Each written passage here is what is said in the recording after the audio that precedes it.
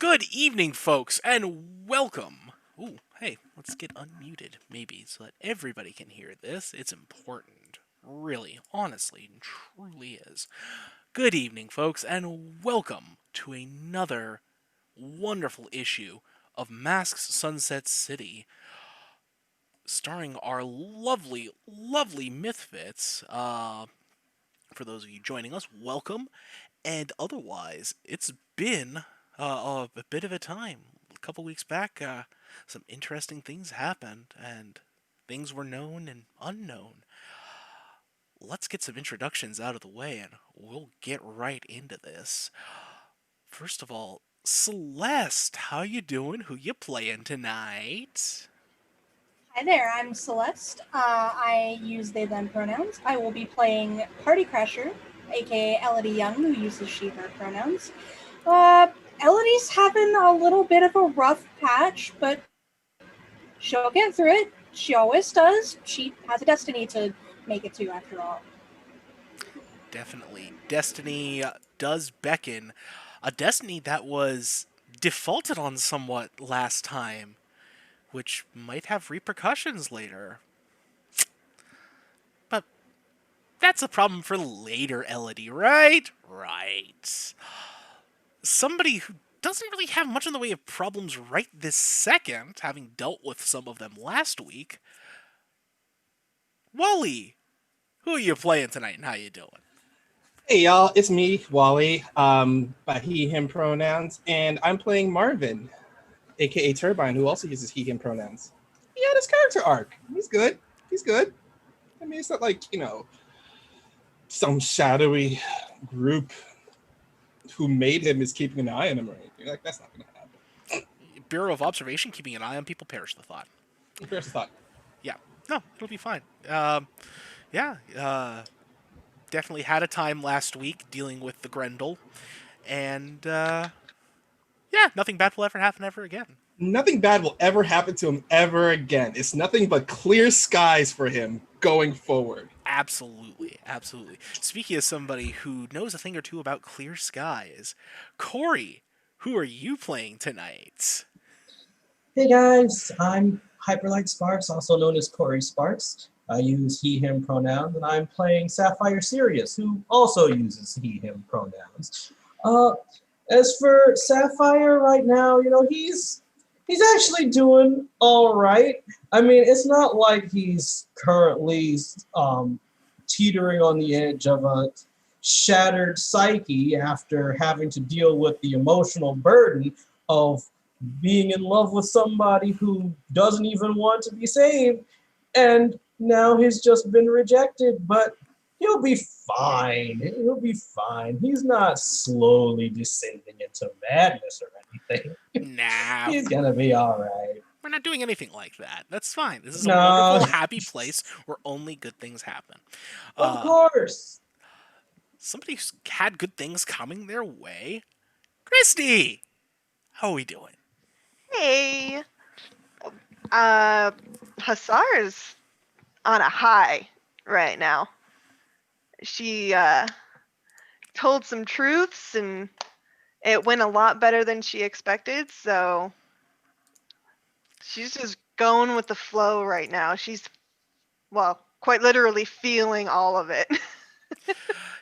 Yeah, there's a lot. There's been a lot to feel. Certainly has. hmm We'll see how long she gets along with it. And last but never ever the least, Pope.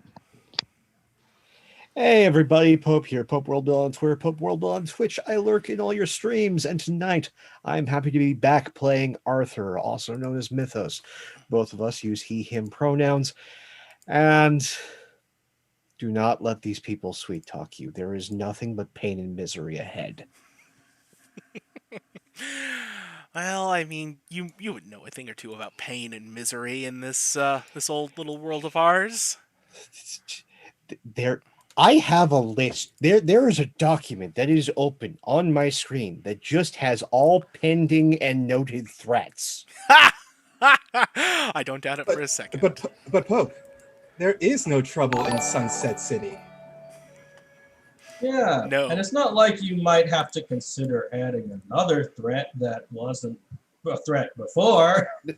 Funnily enough, Depending on that what one happens. was already at the top of the list with parentheses around it. Hell Warden told me so. So that one's noted, and it's just repeated gifs of that Robert Downey Jr. internally screaming gif, just playing over and over again in every mirror on every screen in the House of Mysteries. Perfect. It's all coming into place. Everything's going fine. And I am, of course, Matt, Mirthful Matt, your editor / the killer GM. With he, him pronouns, I depict people of all various different stripes along our wonderful gender spectrum, however. And tonight, it is a YouTube takeover. Let me tell you. Now, folks, by subscribing to our Hatreon, you have acquired several different perks, including destruction, early access to all of our wonderful views, as well as access to the YouTube gift shop. Like, subscribe, ring that bell. We are getting off to the races tonight, folks. Let me tell you. But first, a word from our sponsor, Blade Shadow Myth. Look, Blade Shadow Myth is a wonderful thing, but we are not sponsored by them anymore. We have the Rainbow Mattress.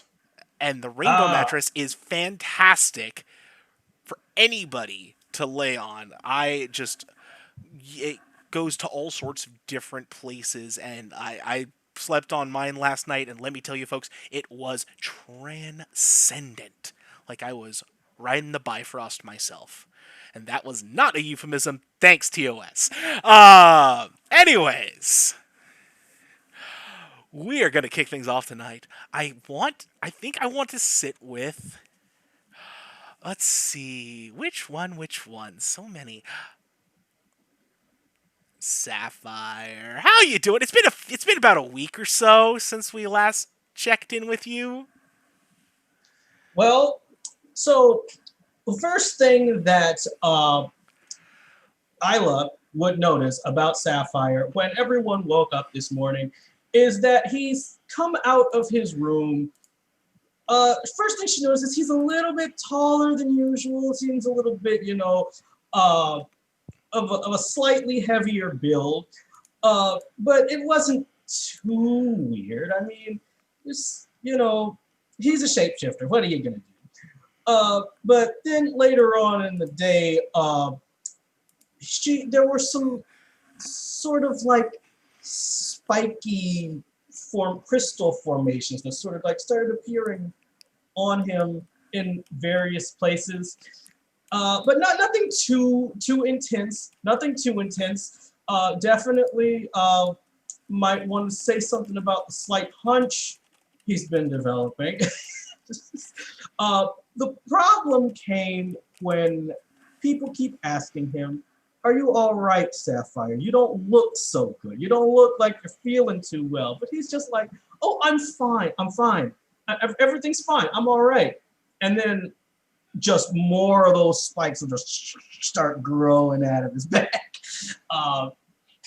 At the dinner table, like he was like wearing like human clothes, right? And then some of those stuff that like just started coming out of his shirt. And Isla would feel everything that's going on, and she would just give the side eye to Jadwiga and just be like, right. Yeah, I forgot about that. Yeah, Isla's powers, however, her empathy powers, she'll just be picking up just this storm of anger and frustration, like just a hurricane of anger that he's just trying to keep compressed inside. How you doing, Sapphire? I mean, obviously I know. Oh, but what do you mean? You wanna actually tell me what happened, or you gonna make me try to figure it out? It's all right, Elodie. I'm fine. I'm telling you, I'm fine. Your powers are just like on the fritz or something. Maybe you're picking up on somebody else's stuff. I'm certainly not angry. I'm certainly not. I'm certainly not angry. I'm just. I'll be fine. I'll be fine. This whole person. Okay, I can guarantee you, my powers are probably the strongest they've ever been at this moment, for several reasons. But I need you to talk to me because, for one, you're living in my house, and this is my Busha. And if any of this crazy alien stuff is gonna, fall back on her. Right. Also, well, you know my boyfriend, so. Yeah, I know, and I know you're worried, but trust me, this kind of thing just happens all the time. I'm not changing or anything. I'm not changing or anything. I'm fine. This just happens. I'm shedding my crystals. It happens sometimes. I mean, it's just a natural, normal thing. It's a natural, normal thing. Do not be trying for church choir anytime soon, you hear yelling from the kitchen. Yeah. But you need to shut up! Jadwiga pokes her head out of the kitchen. What was that, young man? I meant, what up? You know, like they say in the hip hop videos. What up, dog? Yeah, that's what I said. You are to be his eye just sort of twitches. You are to be righting your ship if you are to stay here, young Sirius. Am I to be understood? Yeah, completely loud and clear. Loud and clear. We'll figure it out, Jadwiga. I promise. Almost sounds like he's been on Earth long enough to feel, I don't know, puberty set in or something. Yeah, it's just like puberty. It's just like that puberty thing that some humans go through. Yeah. All I'll figure it out, Busha, I promise. Take care of it. Don't want it to be trouble in this house. You can do all the trouble you like outside. Don't bring it home. Nothing but trouble.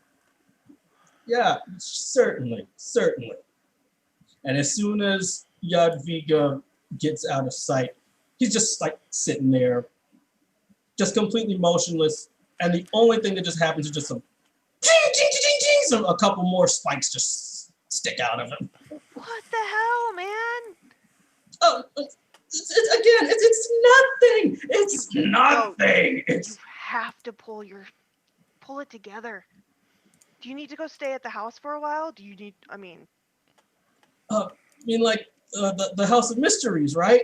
it Uh, might be better for you to stay there because Busha will kill you.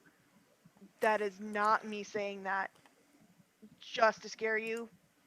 I mean, I know you're a blue alien and stuff, but oh, you know Busha will kill you. yeah, yeah. I mean, yeah. I mean, she's a little too worried. Maybe I'm causing a bit of trouble around Well, here. no, obviously we're worried about you. She shows love through anger.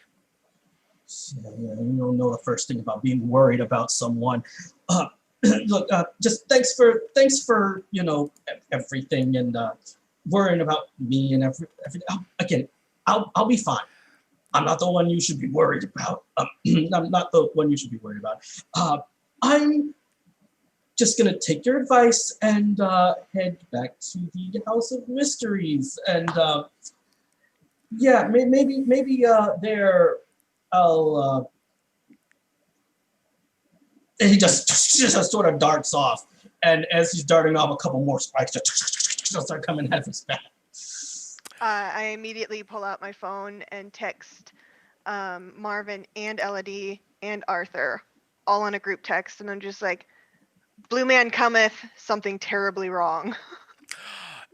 So, Sapphire, I'm gonna need you to shift the danger up and your mundane down on this. Oh yes, indeed. Yeah. Danger is up, mundane is down. If there's nothing mundane about me right now, I am a blue crystal dude slowly turning into a werewolf running down the street. And Seems good. And so we cut away from the Hitsuki house to the House of Mystery. Uh, where is Arthur in the House of Mystery right now? Arthur's in the house. He's in the mirror room. And it's him there, and it's just nothing but different mirrors that are opening to the power plant, Ulysses Tube's Hatreon, his website, everything. It's the full Batman Batcave experience, but mystically. Mm-hmm. Just sitting there, lowest position, slightly floating, and just looking at all of it. Yeah. There hasn't been motion for a couple days now. The last thing you would have seen would have been hench level backers should have received your care packages.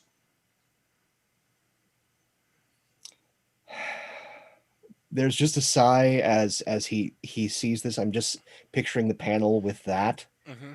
There's a sigh, and then the word bubble goes. Hell Warden rule number 14. Unless it's required, never fight fair. And picks up a notebook and is just writing a bunch of stuff down. And then we look down. 2 shapeshifters, 3 days, get to work.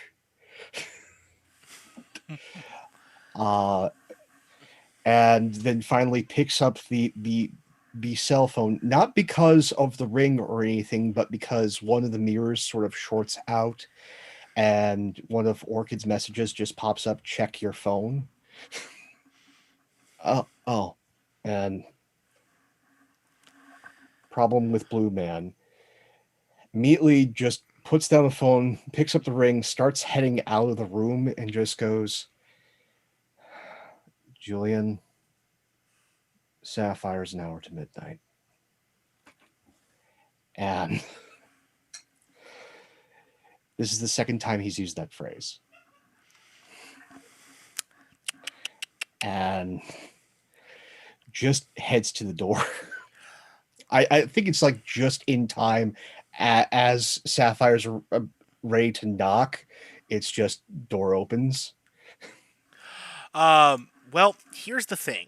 Before that happens, we're actually gonna rewind a little bit. Sapphire, you're taking the long way to the house? Is that what I'm hearing? Yeah, because he just sort of walked there. He didn't, of course, when he got out, he sort of like, of course, he's aware that, it's going to draw some undue attention. So, what he did was he actually like transformed into, I'm going to say, a bluebird. He just like transformed into a bluebird, flew his way over there, and landed back in front of the House of Mysteries. Yeah, but either way, he took the long way. He flew there, but he took the long. Okay, so while you are flying to the House of Mystery, you hear the thrum of something flying and pulling up alongside you. Okay, so of course Sapphire just sort of looks around towards it.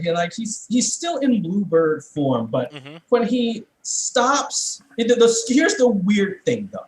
When he stops like in midair, he like stops flapping his wings. He's just sort of hovering there in like an eerie fashion, and he turns around to see where it is. Because the wings aren't what's propelling him; it's his powers that he's flying with. But still, yeah, absolutely. Go ahead. Yeah, no. Basically, coming up, is a familiar set of armor, black with green circuitry.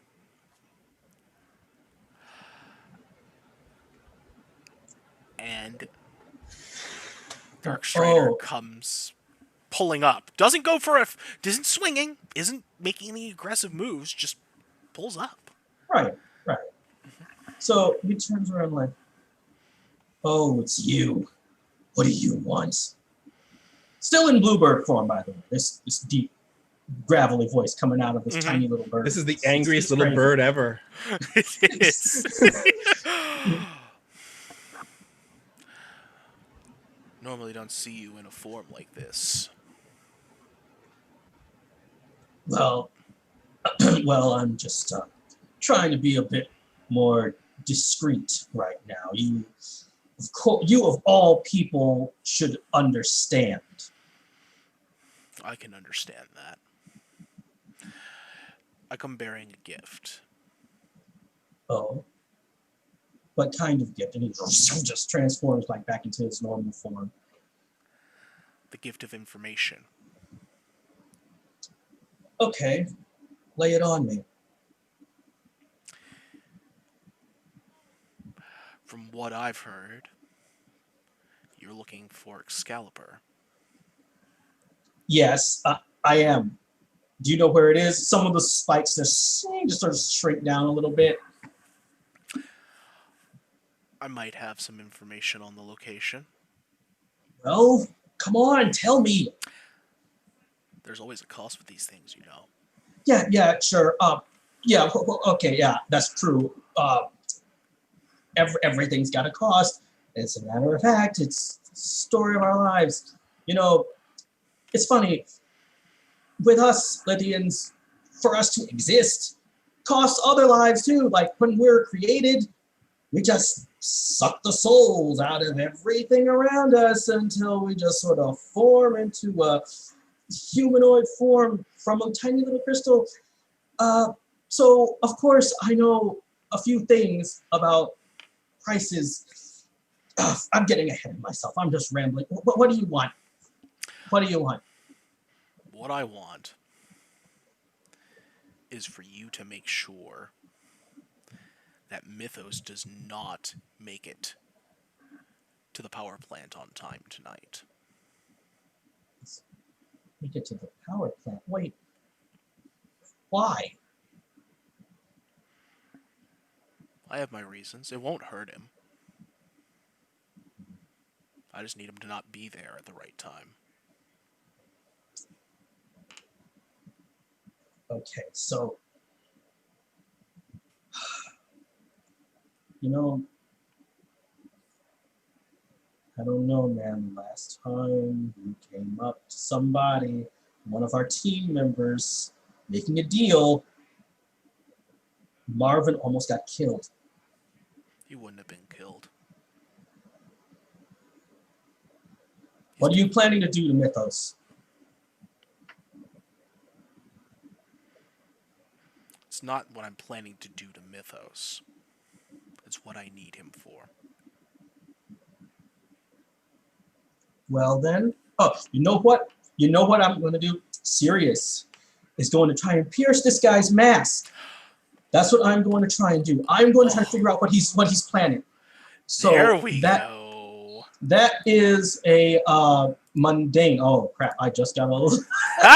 Well, it's worth a shot. Yeah, do it. It's worth a shot. You gotta. You gotsta. And should I add the situation bonus penalty to this input value, or does it automatically just? No. As long as you've got your things checked up, you should be good. Okay. It's a 7, a hit. A 7. You get one of the questions. You get, what are you really planning? What do you want me to do? What do you intend to do? How can I get your character to blank? Or how can I gain influence over you? 1. How can I gain influence over Darkstrider? How can you gain influence over Darkstrider?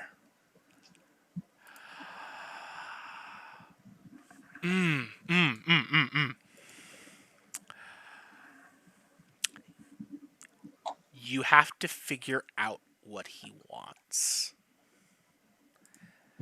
Once you get that, you can get influence over him. And it seems that right now he wants Mythos. This is perplexing.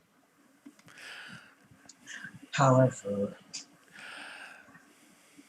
Well, you have to promise me something. You have to promise me that no harm will come to Mythos if I keep him away from that power plant. I can promise that. All right then. If you can give me Excalibur, then I can save the one I want to save. And perhaps you have a deal. I'll text you when you hold up your end of the bargain. Fair enough. Have fun. And he jets backwards off. And so, like, as he's watching him fly away, some more spikes just start growing out of Sirius. As he, like, just sort of hovers back down towards the House of Mysteries. So he's going to go into the house, and yeah. So what does he see when he goes in there? Is Arthur just there? As soon as you're at the door, Arthur just opens the door. Hey, Arthur, how's it going? Ah, I see. This way. Oh, okay. And so he follows Arthur. Going to an entirely different section of the house. One that no one's been down this hallway. At least no one remembers. Opening up to a very peaceful cave. There's plenty of different crystals, formations, and then sort of like Marvin's room back with Dragon Mom. There is like all the accoutrements of a teenager's room, but in a cave. Right. Goes, new accommodations. Figure you might need this. Oh, is this for me? Oh, thanks. Thanks. Yeah. Just there's plenty of soda in the fridge. The microwave works. You just need to hit it twice on top. TV, I'm still trying to get the reception to key in, but it gets all the PBS stations from here to Florida real clear. That I think is everything. All right, and as he's saying, as he's mentioning all these things about these devices, by the way, Sapphire just automatically goes straight to the microwave, and he just starts tearing it apart, and he just starts putting it right back together and putting a whole bunch of other stuff in it. Yeah. Oh, yeah. As you were saying, right. Microwave. There we go. Hopefully this should fix that. The TV might take a bit of work. I'm going to need a bit more silicone for that. Looking somewhat surprised and in horror, but this is not the first time, so it's a little less with the wide eyes. Just goes, okay, sure. Just use the door when you want to come out. Do not explore the cave. Got it. And he gives a little thumbs up, but his hand is a claw. And it's just last I checked, it leads out to somewhere in rural Tennessee. Don't end up in rural Tennessee. And just turns around and leaves the room. I haven't heard of rural Tennessee. What is that? Is that another planet? Are there monsters there? And just like head peeks around the door, nothing but monsters. I'll take your word for it. Just closes the door and slips out, shaking his head. But then there's one of those lingering after images of Mythos at the door, just staring daggers. As normal Arthur leaves. Yeah, absolutely. I think I want to see what Marvin's up to right now. I would like to think is that Marvin today he's been in a pretty good mood lately, but he wants to go check in on his best friend. So he first went to Tequila Sunrise to check on her. She was there, but I'm guessing to see if she was there or not. But I remember that she's probably not there. The Raven is very sad. He asks if you've seen Elodie. No, I haven't seen her. That's why I came here to see if she was here. She hasn't been here in several days. I'm kind of confused, little worried. Huh. I'll go look for her. Because I haven't spoken to her in several days. Also, I'm getting kind of worried. All right. Just let me know either way. I kind of like if I need a new tenant, I gotta get somebody. Oh, no, understandable. I'm not sure how to contact a bird. Like, do I send a bird out to you like a pigeon? I'd say send a tweet, but I can't work a phone with my claws. Oh, because you're a bird. Ah, nice. And he goes out the room. Droll. And he speaks into his ring. He goes, Elodie, I don't know where you're at, but I'm heading over to No Name. Meet me there if you want to talk. It's been a while. And he heads over to No Name. And he just walks in the usual entrance, which probably looks like when you walk up to No Name, it looks just like a nondescript door that's on the side of a building that you think was probably like a service entrance for maintenance or something. And he just opens the door up. But when you grab the knob, you don't turn it like you would normally would a doorknob. You turn it in the opposite direction. Mm. And the door has hinges saying oh, this is a pull door. No, you turn it the opposite direction and you push it in. And you walk into No Name. And I think it's probably around getting close to happy hour. So people are starting to file in. So the usuals are there. Mm-hmm. and he has that status where they all say his name when he walks in because he's the kid that works there. Marvin! Yeah, like that. Yeah, they all just as soon as he walks in, they all go Marvin, like when he walks in. Mm-hmm. And he walks over to the bar, and he looks around, and he's just like, Mom, you working today?" Yeah, I'm working, kid. What's going on? Weird question. Have you seen Elodie coming through here in the past couple of days? Let's see. And her eyes flicker amber for a second. I have not, which is unusual because usually she'll be in at least one night a week. Yeah, that's just kind of I'm worried about her. I haven't spoken to her in a couple of days. That would be worrisome. Should I ask somebody to help look for her?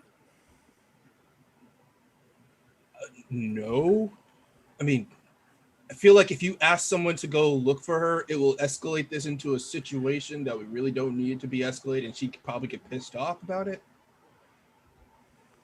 All right, fine, whatever. Oh, jeez. But her bird was asking about her too, and I don't know the deal with the bird. The bird's obviously magical. So, I mean, Well, yeah, if she's gone, Bird's got to find a new tenant. The place isn't cheap. Yeah, exactly. That's what he said, Cheap bird. But, it's... all right, who would you ask? You're just saying hypothetically, who would you ask? I mean, that you could ask. Well, depends on how... It depends on how screwy you want to get with this. Because you could go several different places. Like, I'm going to tell you this, and you don't do this. Don't do this. Got it, I won't do it. Is you can call Periwinkle J. Gentles, because I know he's got a thing going on with her. But that's the Fae. And what have I told you about the Fae? Don't trust the Fae, because they'll take your coin out your pocket and use them against you. Yep. Every single time. So you could work your way down that ladder, and there's maybe... I know there's some sprites down on the beach usually most mornings, and they might have an idea. But usually she's hanging around with one of your friends, right? Yeah, see, that's the thing. Like, normally the person that, would be hanging around with her has been hanging out by himself. And, that has me kind of confused. And then, Arthur's being Arthur, probably like living that up. boy's got his own problems. Yeah. Well, anyway, I told her to come by here if I sent her a message, told her to come by here because Okay. I want to talk to her. Yeah, that's good. That's good. I mean, if she comes by and you aren't here, I'll let her know you're looking. Oh yeah. Hey, also, I was wondering, if I wanted to get a gift for someone, like a fancy thing. You got a girl on the side now? No. I got one girl. Well, she was two. Now she's one. I mean, two is usually man, better really than one, in confusing. my opinion. But anyway. This is going to be really confusing now. I mean, look, I have a girlfriend. All right. Right. Fine. It's Isla. You've probably seen her in here before. So if I were to get something nice for someone like her, what would it be? I mean, okay, you're asking me, Marvin. And so for me, nice would be like either something older than your civilization or like something so jewel encrusted it would make Liberace go, "Oh, that's gauche." Oh, you mean like, when I got like a snippet of the Dead Sea Scrolls for you for Mother's Day? That was incredibly sweet, and I did love the calligraphy on it. Oh, hey, you're my mom, and say gotta look out for you. But So sweet. she's not like an ancient dragon or anything. She's Right. she's special. And that's what I'm saying. You don't get an ancient dragon gift for the mortal girl you like. You get her a gift the mortal girl will like. So I can't get her the Hope Diamond. I mean, you could. I'm not saying don't get her the Hope Diamond if the Hope Diamond is what she wants. However, maybe scale down a little bit. I'm fairly certain if she truly does cherish you, she will love the gift because it came from you, and not because it's just a gift. Right. So I guess I'll scratch the Eye of Odin off the list. All right. You know what? I'm gonna think about this for a bit. My birthday is coming up in a few months. Just saying. I already got you the Hoof of Serta. I'm not getting you anything else after that. Rude!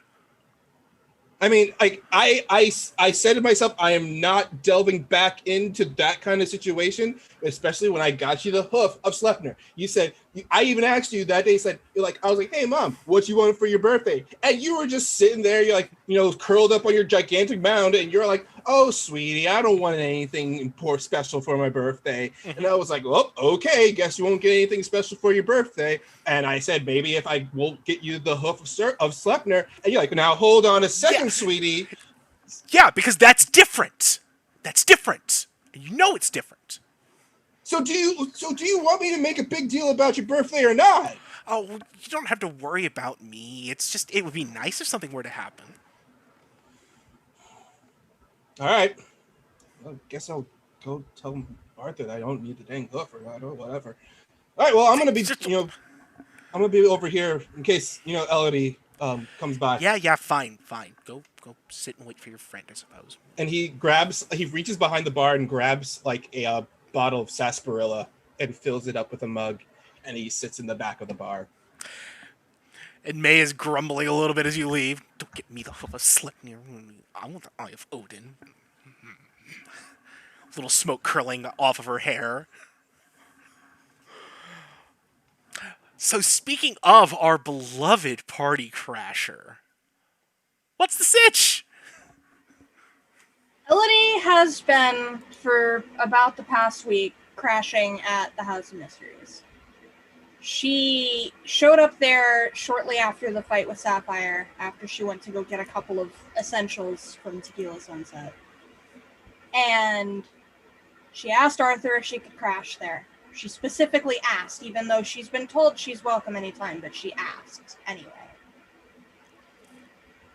And she went to her room there, shut herself in, and has been out maybe twice a day for the past week to take care of essential needs. Mm-hmm.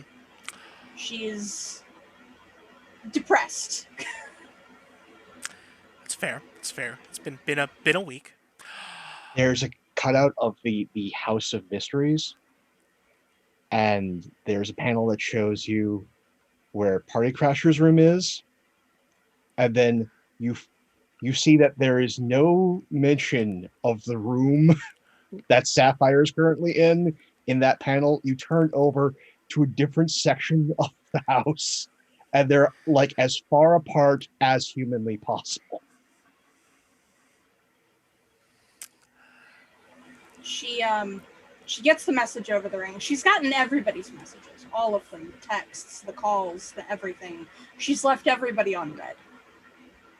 And Martin finally calls her on the ring, asks her to come hang out at No Names, and she's like, I guess I can't lay here forever. And she gets up and throws some clothes on. She looks a mess. She smells a little bit. And she sort of like picks up the picture of the last family photo that she was able to get of herself and Joey and Mom and Dad and Rennie. And she brushes a thumb over Mom's face and she says, "I miss you, Mom." And she sets it down and tries to remember which door was the door out into the bathroom at No Names. I think it was this one. And she opens the door. Is that the door, Arthur?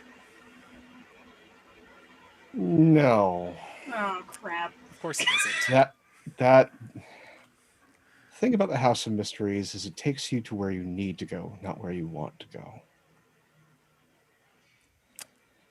And so there was the place where Mythos and Party Crasher had a conversation previously. A ruined house out by a rocky shore somewhere in the north of Scotland. It overlooks a bay and overlooks an island that's rather misty and has a rocky shore.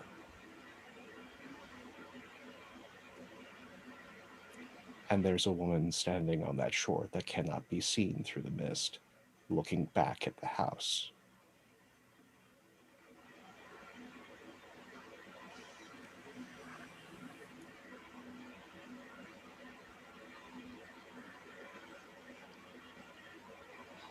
What does Elodie Alright, do?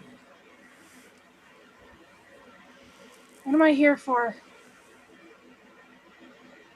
There is no response but the crashing of the waves on the shore.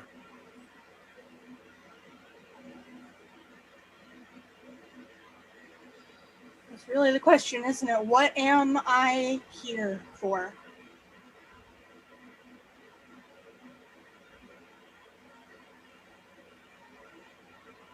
It should have been me. It really should have been me. Not Mom and Joey, it should have been me.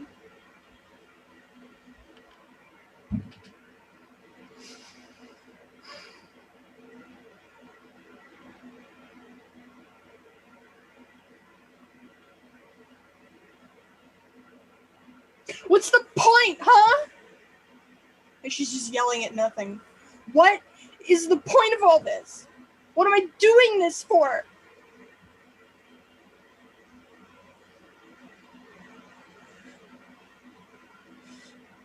I want to go home.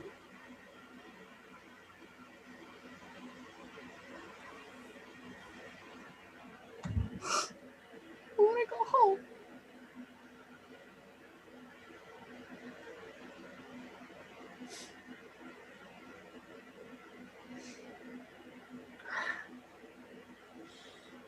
Arthur, I got lost on my way out of the House of Mysteries. Can you come get me? He's already standing behind the door with a tea service that has a box of tissues, a fifth of whiskey, and Pop-Tarts on a paper plate. I figured you might end up here. Why'd it bring me here, huh? I don't get it. Hell Warden rule number 8. We lead, we don't tell. Alright. Well, at least you remember my favorite one is s'mores. And she takes a Pop-Tart. Exactly. Just want to let you know, Sapphire's in the house as far away as possible from where you are. I will do my best to keep it that way. I know things aren't right. Marvin's worried about you. No, I was gonna go talk to him and then I got turned around. Yeah. Look, reaches into, like, the cloak, comes out with one of the mini bag of tricks, has a little, like, zebra printed but pink pill that he just puts down on the tray. Take that with the 5th of whiskey. It'll clean you up. Thanks. All right. I'll be here. You take it easy. And just kind of, it's the next door on the right. And just directs her out. And then lingers, and eyes don't lock, but the eyes do lock.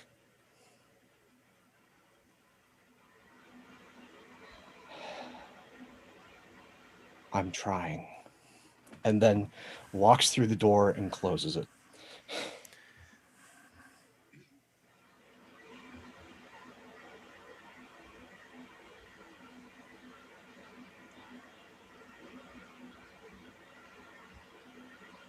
So I think the next panel is cut to the inside of No Names.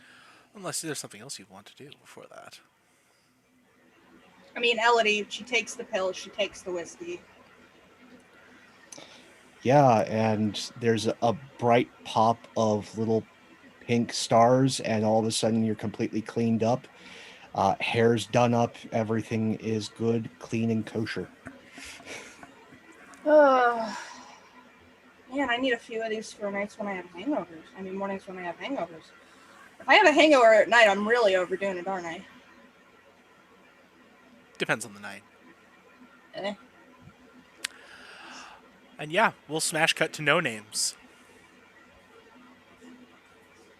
She, As soon as you crash mascot or No Names, you already see Marvin like in the middle of a conversation with one of the drunkards who asked him why doesn't he ever drink, and he says like, because I'm a punchy drunk.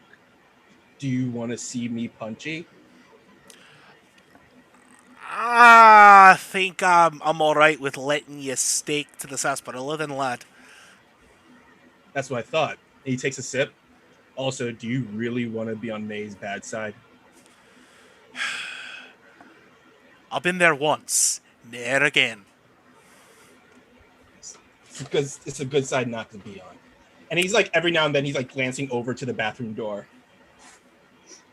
Elodie comes swinging out. He like leans over, waves his hand over to Elodie. She surprisingly doesn't go to get a drink first. She just comes and sits down. Hey, bud, stop. And, you know,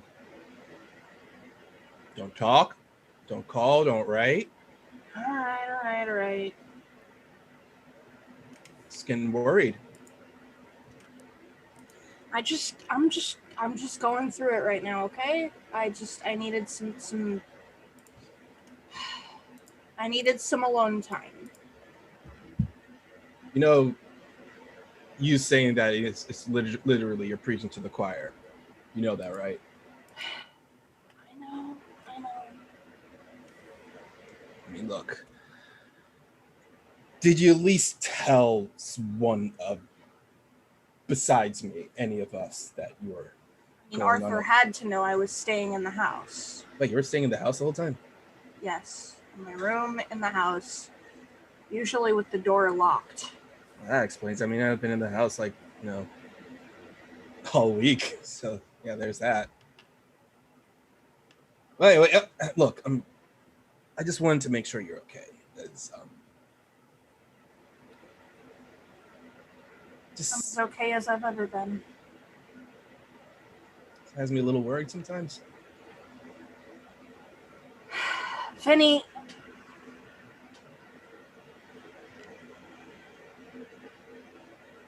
Sapphire doesn't know what he's getting into.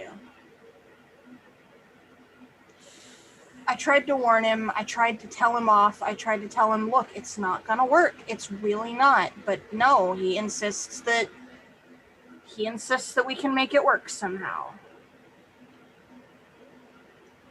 All right, I'm gonna be honest here. Sirius, he's a good kid, you know? He has like a heart full of love that's pretty much, and immeasurable. that's the problem. That's the problem. But there is also a little bit of a extra thing to it. He's also at the same time kind of like a really happy puppy. Like as soon as he sees you, he's all like, "Whoa, hey, there's Elodie. I can't stop wiggling." Whatever puppies do. But the point is this: is that when you have a puppy, when they're small, and you have a puppy around, you make that promise to keep that puppy in your house, but you keep pushing that puppy away. That's when you get attack dogs. Are you saying I led him on? No, I'm not saying you're leading him on. I'm just saying is, I know you're trying to like keep him at like a distance, but just saying is just don't stop being a friend to him.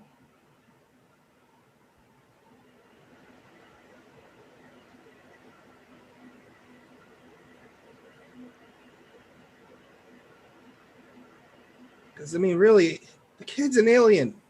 He's like alone on this planet.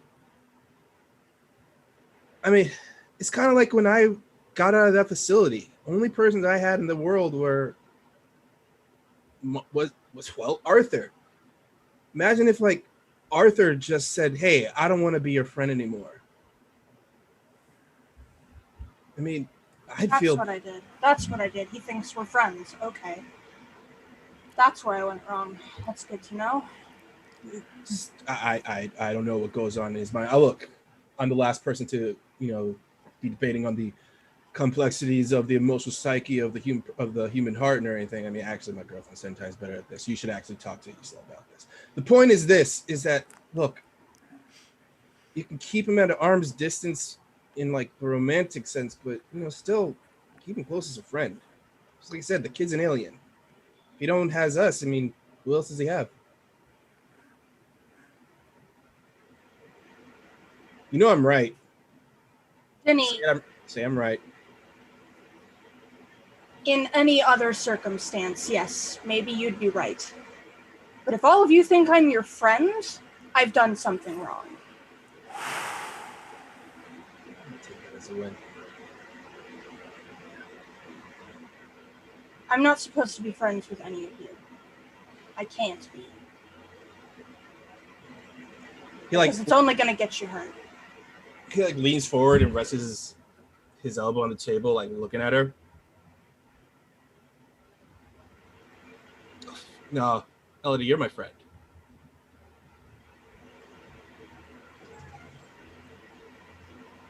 Because if you weren't my friend, you wouldn't be here right now. If you weren't my friend, you could be, I don't know, shacking it up with some EDM musician in a party over halfway across town, getting drunk and waking up in another futon full of 12 people or something. I don't know. You just wouldn't be here. You would have said no to my call. You would have just not make the effort to even come here. But here you are. You're my friend. Arthur, he's your friend. Islay's your friend. Sirius is also your friend. I get it that I don't know exactly what's going on. I get that you feel like that you're not supposed to have friends or anything. But, we are your friends, whether you like it or not. I mean, we were going to fight that Black Knight guy for you. It's not your fight. That is not your fight. Yeah. Okay. It's not a fight. Yeah. No. Guy grabs like a peanut and puts it in his mouth. Yeah, keep doing yourself that. Fine. Clear. No. You're not going to get it. You're not going to get it until I tell you.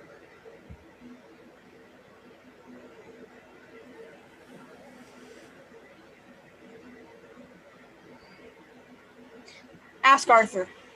If you want to know why I'm trying to push you away so far hard, ask Arthur. The more I talk about it, the closer I get. All right. You sit right there. All right, just stay there. Yeah.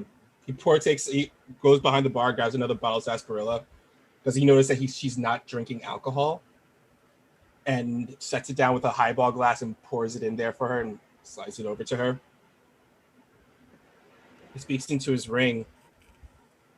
Hey, Arthur. Long story short, Elodie told me to talk to you about something. House. Library. Oh, it's the library. All right. He stands up and he's about to go to the bathroom door to go back to the house. And he puts a hand on Elodie's shoulder. He says, I know I give you so much crap. You know, I mean, you're probably the person that I can give all this crap to and can take it and give it right back to me. But that's why I appreciate you. Don't forget that. And he pats her on the shoulder in that weird, like, am I hugging you? I don't know, kind of way. And then he heads over to the bathroom door to go to the library. Arthur, before you leave for the library... Of course. The only person need to be muted is myself. Arthur, before you leave for the library, in your room of mirrors, a new message pops up on the Hatreon. New video should be up tomorrow. But you might catch the papers already. Winky.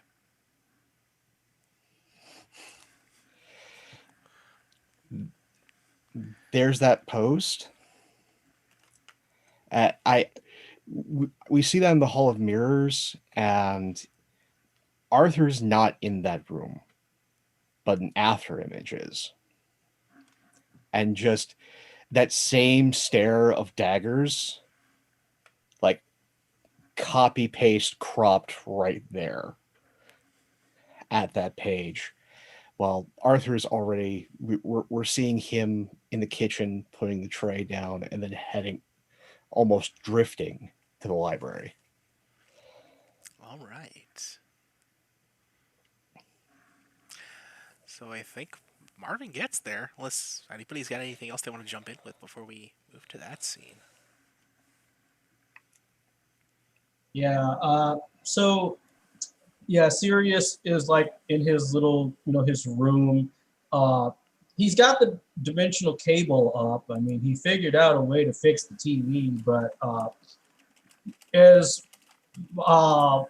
Arthur is passing by, he can hear some like noise coming from the TV, and if you were to look inside, it's like a music video of, long story, it's basically eldritch heavy metal. There's a guy who looks like Cthulhu with an octopus for a face, screaming in a language that you don't understand, head banging, and his tentacles are just going like. And so as Arthur like just sort of drifts down to the library as fast as he can, like Sirius, with the door open, just happens to see him just whooshing by. He's like, what's going on over there? So he like turns off the TV and he heads on to the library as well.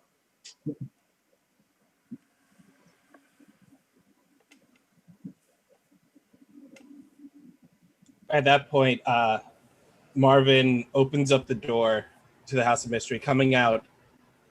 And what he does is he actually ends up in his room, and he leaves his room. He actually goes into his room, and he pulls out a little notebook. And on the notebook is a list of things. One says Hope Diamond. One says Eye of Odin. One says the Lance of Longnegus. And he's like, he scratches out Hope Diamond. He scratches out Eye of Odin. He circles the lance and writes maybe next to it. It's like, And he puts it away, and then he heads to the library.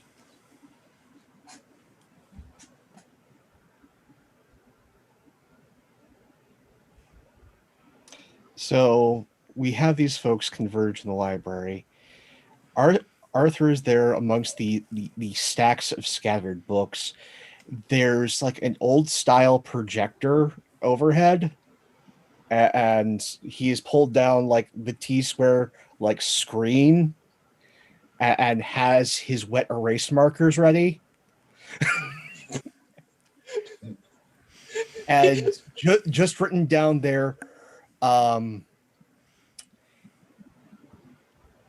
contracts, the actual kind, curses and mystical bindings 101. So he walks in, he like sees this whiteboard. He looks around, grabs a chair, and so what he does is he walks over to a chair that's at the far end of the library. He grabs a chair and he drags it all the way across the room to where the whiteboard is. As you just hear that noise of it echoing out through the library, and it's unbearably long because he really wanted that chair specifically. Also, he is strong enough that he could pick up this chair and put it on his shoulder, but he's just doing it like this, and he sits it up right where Arthur is at and sits down. I see. Oh, Sapphire, joining us for class. Yeah, sure. What is all this about? You're teaching Marvin how to do magic? Do magic? Explaining a specific form of magical practice and artifice that can... It's problematic. I could totally do magic. I don't need to learn magic. Wait, you can do magic? Yeah, look. And he holds up his thumb like this, and he goes, "Behold, ready, watch." Bam. Sapphire's like, Bam. Wait, you humans can put fingers back on when you lose them? That's gotta be some kind of trick. Note to self. Maybe I've been going a little bit too easy on those thugs I've been apprehending. Right. Contracts. First, I have to do a secondary primer. There are 5 houses. You know the House of Mystery. You visited the House of Secrets. Those are the 2 that mortals are allowed to enter. Oh, and also one thing I wanted to add, Sapphire is just sitting on, he's hovering in midair in a seated position. He's not even really sitting on anything. There are 3 other houses. There's the House of the Dead. The dead made it, the dead keep it. There's the House of Shadows. You know how in all those origin stories they said, you know, at the beginning there was darkness, then let there be light? Yeah. The darkness wasn't empty. Got it. Empty. That house leads to everywhere. Any wind. It is not to be entered. Okay. And the house that's important to us, the House of the Rising Sun. I love that song. Yeah, it's funny. I use that name as the misnomer because I will not utter its true name, for that evil should not be uttered on this plane. It is a place of rules. Terrible, horrific rules. And none of you should ever go there. Unfortunately,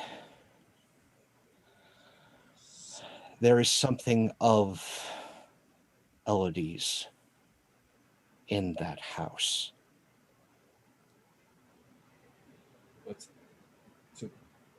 A marker. When someone makes a deal for their soul, a marker is placed. is kept, a copy is kept in that house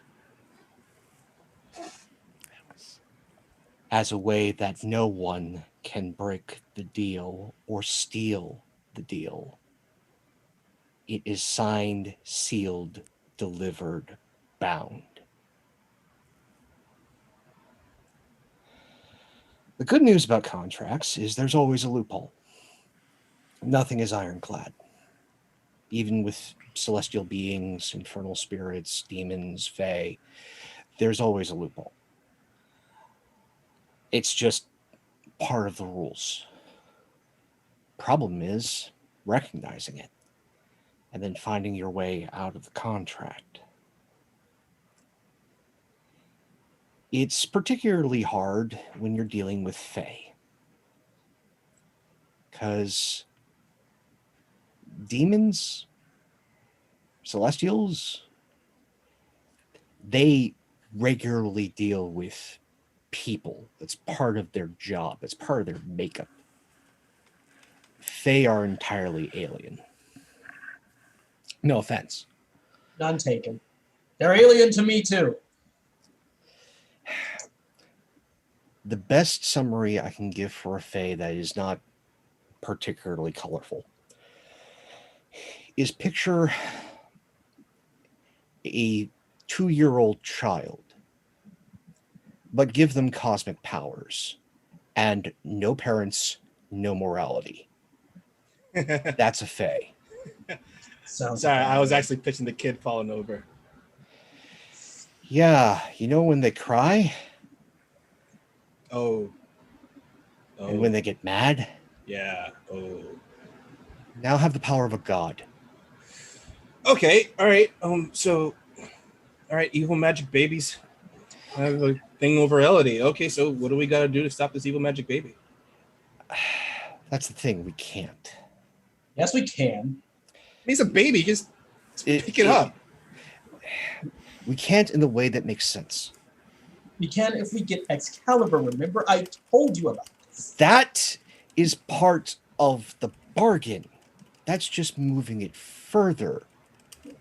The only way out is through right now. Until we can figure out what the loophole is, which the only way we're going to do that is to get an audience with the sorceress. Excalibur is to help with the through part, should we fail in defeating Ulysses Tube. Right. Elodie is bound to a doom. This is part of the deal. It's part of the way that the contract is excised. Wait. Hold up. Bound to a doom. Does that mean she's gonna? And so this is the point where Sapphire just looks at Marvin and just gives him this look like, you understand now. Excalibur is Elodie's best bet to face that doom. Without it, Elodie doesn't stand a chance. With it, it's 50-50.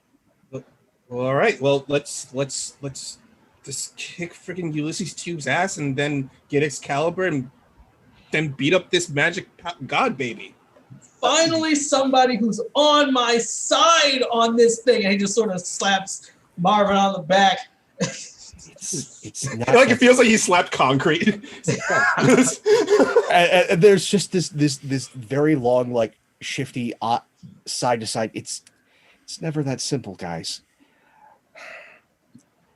The thing is, there are two ways to go about this. Excalibur is through. Getting an audience with Morgan Le Fey will get us to a different path, one that may have a better chance of Elodie living. Excalibur is the emergency button. All right. All Then right. fine. And as for touching the marker holder, if you do that, I have to kill you. And he is dead serious. Okay. He recognizes that dead seriousness because, like, not many people say that to him. So, all right, okay. So Actually, kill you is a misnomer. I erase you from the timeline. okay, all right. So we don't go after Magical God Baby. Okay, fine. So let's get started and trying to beat up this Ulysses Tube guy then. Hold on a minute. Arthur, you're saying that we can save Elodie without having to get Excalibur? I'm saying Excalibur's important because Right. I'm not entirely certain that the loophole will get Elodie out of facing the knight. That Elodie facing the knight is the only thing that right now is a certainty. Everything else is amorphous because I, as an outside third party, am bound not to look at the contract. I and Okay. Julian cannot. I can barely interfere. What I'm doing is right on the border's edge. Right. So Excalibur is Elodie's best bet to survive the night. fair enough.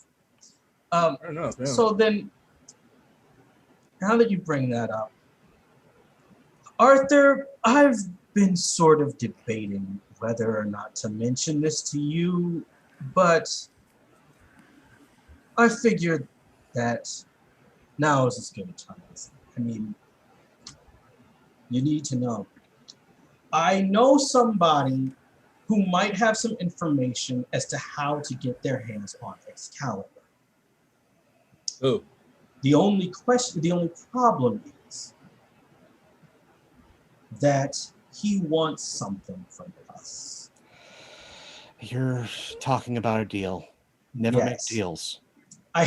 That's the thing. He wanted You me to made make a deal. He wanted me to make a deal, yes. But I think that maybe we might be able to get the upper hand on him. He thinks that I accepted this deal. All he wants from you is to basically throw this fight with Ulysses Tube. And he tried to get me to tell you to not come to that fight. Just like what he did with Marvin the other day. But now think about how badly that went. Serious. Yes. Did that death jerk come talk to you? I'll say it. Yes, he did. And you didn't contact any of us afterwards? I didn't. However, I'm sorry. Because I wasn't thinking clearly. Yeah, you were. I was literally transforming into a monster. And I still kind of am. But I'm starting to realize now that maybe if we all work together, we can trick this guy. The after image finally catches up with Arthur.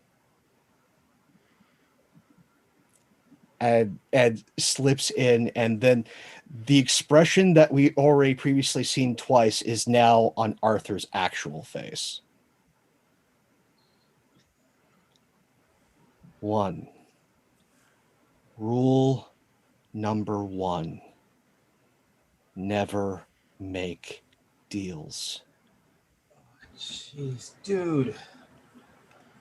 Well, what do you want me to do? I've already done it. I said I was sorry. I already made a mistake. And so like some more spikes just sort of started growing out. Yeah, you made a mistake, all right? But these are the kind of mistakes you don't make, because these are the kind of mistakes that could lead to bad things, all right? Okay. I have to... No, this is... Okay, this is worse. Give me a sec. I have to go look at something. And he bolts from the library, goes back to the Hall of Mirrors, and sees that post, finally, and goes, I'll get to you in a second. You want my attention? You've got it. Show me Darkstrider. Everything. And there is just mirror after mirror of that fight. Mm-hmm. But the eerie thing is, And that is he's all just you get. sitting there staring. So I'm dealing with a coward. But here's the thing about this. That is all you get. Yeah. So I'm dealing with a coward. And that's the thing. I never really made him any promises. I said probably. All I'm saying is probably is still just it's just pretty much the hey, maybe I am, maybe I'm not gonna think. Now that means you are gonna do it. That means he still can hold that over you. Look, all right, serious. He like puts his hand on his shoulders, like, dude, you're my boy. I get you're upset. Wow, you got spikes on you. Okay, this is new. I get it. You're my boy. I get you're upset. I mean, look, these things happen. Hey, it's all part of what is it? Growing up. You know, you talk to someone and you express your emotions and you grow spikes in your body. You know, that's all part of life. But look, you gotta think with your head in this kind of situation, dude. All right, you can't think with your crystal heart. You got that? That's what you got, right? A crystal heart. Yeah. Yeah, you can't think with your crystal heart right now. You gotta think with your head. All right. Right. Yeah, and again, I understand that, but I mean, you think about somebody in my position right now. I'm like trying to save the girl that I care about, and like this guy, just comes up to me and says, "Hey, I know what you can do to save her," and I don't know. That's when you call. Well, especially when it's that. I mean, if it was just some other dude, I'd be like, hold on, let me think about this for a bit. No, but then in this situation, if it was this guy, freaking Darth. Oh, I do not like this guy. The fact if he said to me, "Hey, I know a way to fix your friend," I'd be like, hold on a second. I gotta call my friends before I punch you in the face. That is what I would do. Hands gripping the side of the door for the library as Mythos is back. Eyes are glowing that purple. Okay. So, the name's new. Guy's probably working through proxies, as he is wont to do. Because as much as I can pull up, all I can pull up is that fight. And we know that it's a robot, so he's operating remotely. Also, he knows enough about me and mine to make a new name and to operate remotely. And he's probably working for the Bureau. We know that's at least a client. Yep. Especially if his first mission was to retrieve me. And if he's clued in about Excalibur, means he's got his hands in many little pies. There's good news and bad news. Good news, doing a couple of favors for a few folks over at No Names, I might be able to get an actual name. That's also part of the bad news, but the real bad news is this tube job. Someone's going to get nabbed. Marvin does snicker when Arthur says tube job. I get it. Someone's going to get nabbed. There's something that is going to attack us while we're trying to commence this, which means that we need to go with the current plan I've got. I need Sapphire and I need Elodie to do a very specific series of tasks. Hellwarden Rule 14. Unless you have to, never fight fair. This guy's ready for heroes.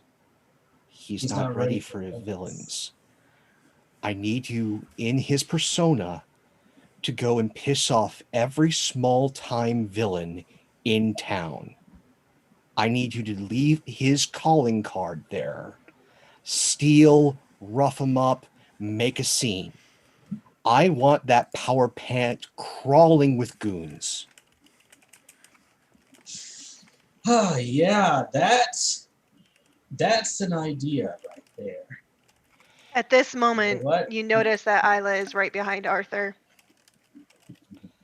Yeah, I'm gonna go get her. I'll be right back. Hey, Isla, where did you come from? I hated that she started doing that. You did it first. You I Who's did. just got you there? I wink at Marvin and then I walk through the door to go to No Name. I get it. Hey, babe. Love you, bye. How does she do that? That's where that panel comes. And you see Isla just slowly walks up behind Elodie, goes to put her hand on his shoulder and then stops. I know I don't know what you're feeling right now. But out of all of us, you should realize that I really, really do. Do you? You know how pissed you were at me that I wasn't telling Marvin? Why do you think I wasn't telling him? To keep him safe. No, it was to keep me safe. To keep Yadviga safe. To keep all of you safe. I know you think that what you're going through will just bring so much destruction upon us, but if you really look,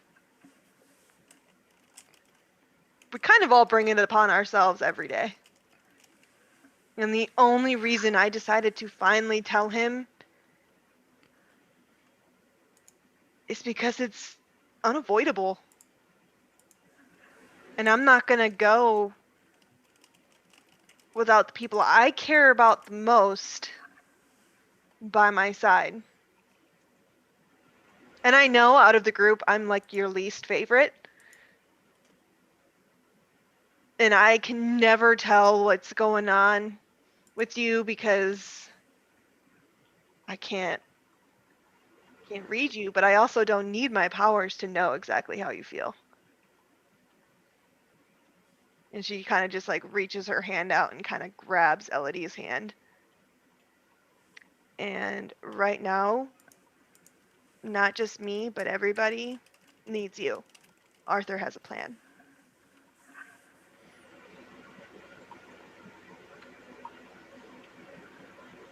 You're wrong about two things. The first is that you're not my least favorite.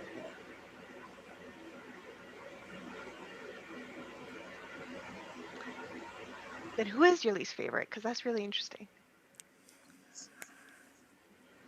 I don't have one. I love you all.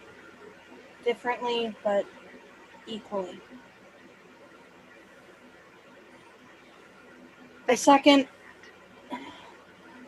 is that I'm not trying to save you from disaster.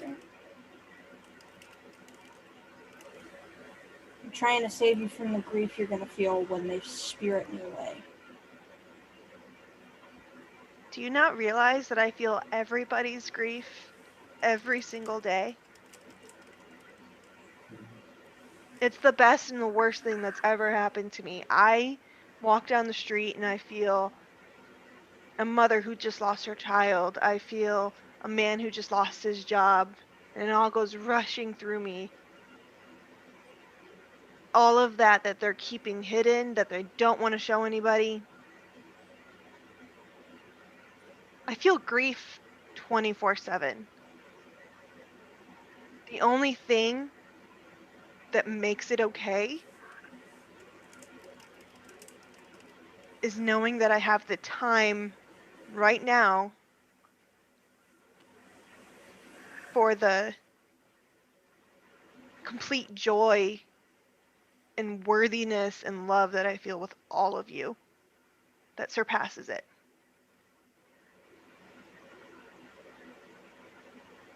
And I kiss her on the cheek. Hurry your ass up. We gotta go. She reaches out and puts a hand on her cheek.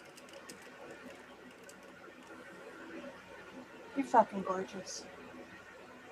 And she kisses her full on the lips. I am not gonna want to be you when you tell Marvin. I don't care. He can kick my ass. I'll enjoy it. Come on, let's go. Isla's blushing completely. Party Crasher, I want you to go ahead and update your freak and drop your mundane, please.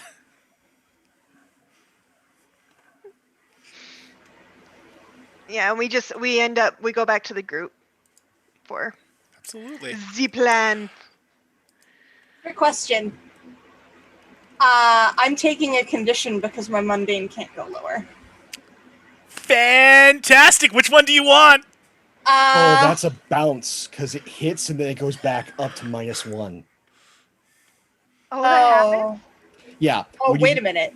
When you hit -1 is the absolute bottom? No. No. -2 is the lowest, and then Okay. if you have to go to -3, it does what's referred to as a bounce. Okay. But you do still get the condition, yes, as well. Right. So, I'd say she's feeling kind of hopeless right now. Oof. She's all in. Cool. When they get to the library, you already see Marvin writing on the board. He wrote on the board, "Magical God Baby," and he's like in the middle of like just debating to Arthur. It's like, look, it is a baby. You pick up a baby and you put it someplace else and just distract it with a plush monkey. When you can master Go in an afternoon, then you can pick up this baby. I played it once against you. You told me my rules aren't the rules. Look, you put the thing on the board. The whole thing is I'm supposed to fill up the board with my pieces. I did it. Just because I wasn't going turn by turn like you wanted me to do, I still did it.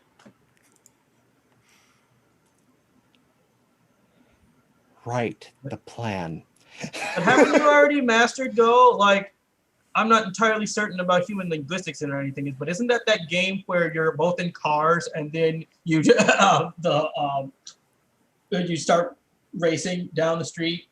Or is that drag racing? I keep forgetting it. All I know is that the guy said go when he started.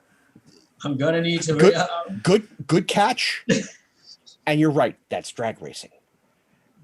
Go is a little more obtuse but useful.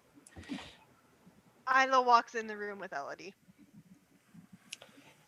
Excellent. So, as soon as Elodie walks in the room, by the way, Sapphire just immediately shuts up. Just seeing a whole bunch of spikes just pop out of him. I lean over serious, like, just think about baseball. All right, just think about baseball, dude. Elodie doesn't make eye contact. I don't think we've done enough. Sapphire doesn't either. So good news. Sapphire, Elodie, I think you're going to be able to let off some steam with what you need to do in the next 2 days. Sounds good. I need you to both look like, and pulls out a small diamond and just flashes up an image of Ulysses Tube. I need you to find every single den of thieves, gangsters, mobsters, minor villains. I need you to make their lives a living hell looking like this guy. Also, I went through the process and got a number of the merchandise packages. And I just need you to leave like stickers, calling cards, handing all of this merch out. Maybe fire a t-shirt cannon. Don't ask me how I got this. At their leader's face, just go nuts on every single villain you can find looking like Ulysses Tube.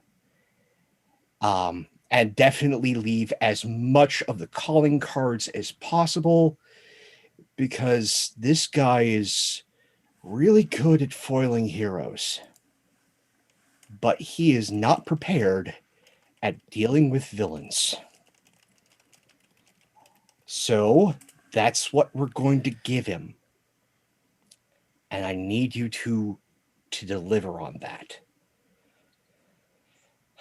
Now, the only other thing I can figure out of this guy, aside from being a big fan of himself, really good at social media,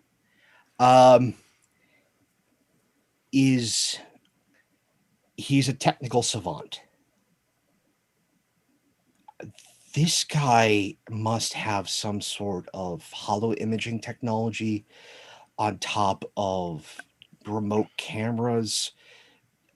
This is the closest thing I can think of is some of the stuff that Sirius makes when they get bored. Like that hover drone that you made out of that RC car that one time. Like that's the only thing I can think of where how this guy is getting these camera angles. It's the only explanation.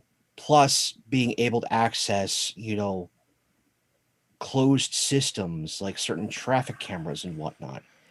This guy's got access in ways that no one should, barring magic, and he is most definitely not a practitioner. So, technical absolute wizard. And he's interested in downtown, and I need the local paper. Just remembering everything. Do we have the time for this? Isn't this supposed to happen tonight? I have perfect faith in Sapphire and Elodie to make a lot of noise in 12 hours. Honey, why did you think I called myself a party crasher?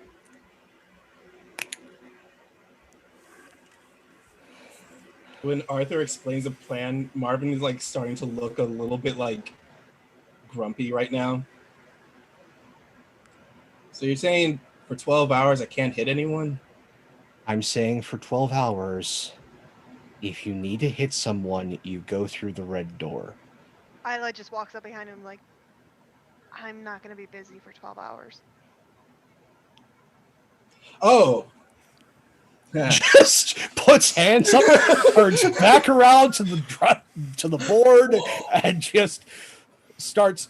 And after that, we're going to have to do this assault on the power station, and we are very much certain that either the Bureau of Observation and or somebody within the mystical community is going to try and assault us while we're trying to assault Ulysses Tube. That's the other reason for the bodies. We need buffers. Something to put between us and them in the chaos. And when we do assault the power station, I cannot stress this enough. Stick together. Stay where everyone else can see you. Because there is a high likelihood that someone's going to try and kidnap one of us. And we need to be able to react quickly. Because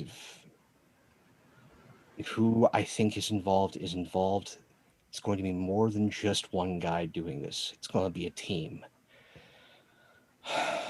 So, that's what I've got. Guys want to contribute? Guys want to improvise? Feel free.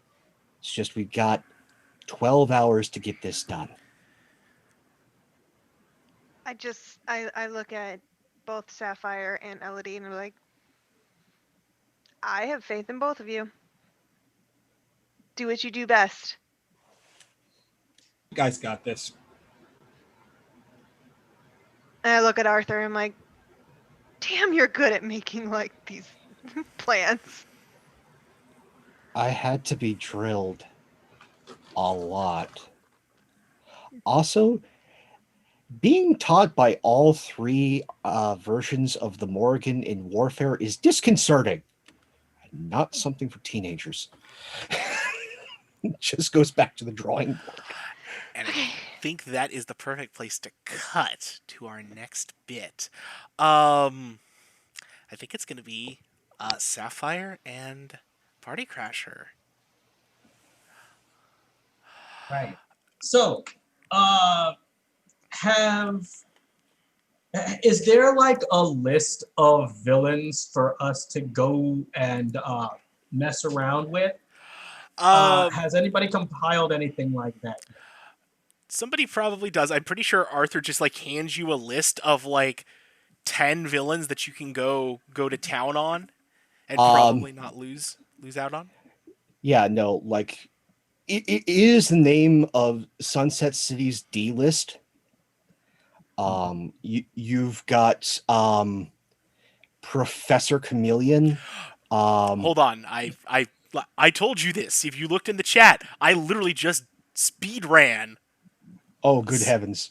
So Yeah. you have from your choices. You may choose from the Implacaderm, Death Parado, the Swing King, Blob the Builder, Big Cheese, Telefrag, the Pinchafellas, Trianarchy, Player One, or Gorilla Ice. Big swing! Big swing, please! Big swing! I'm gonna be sad if no one hits Gorilla Ice. I'm just saying. Oh my god.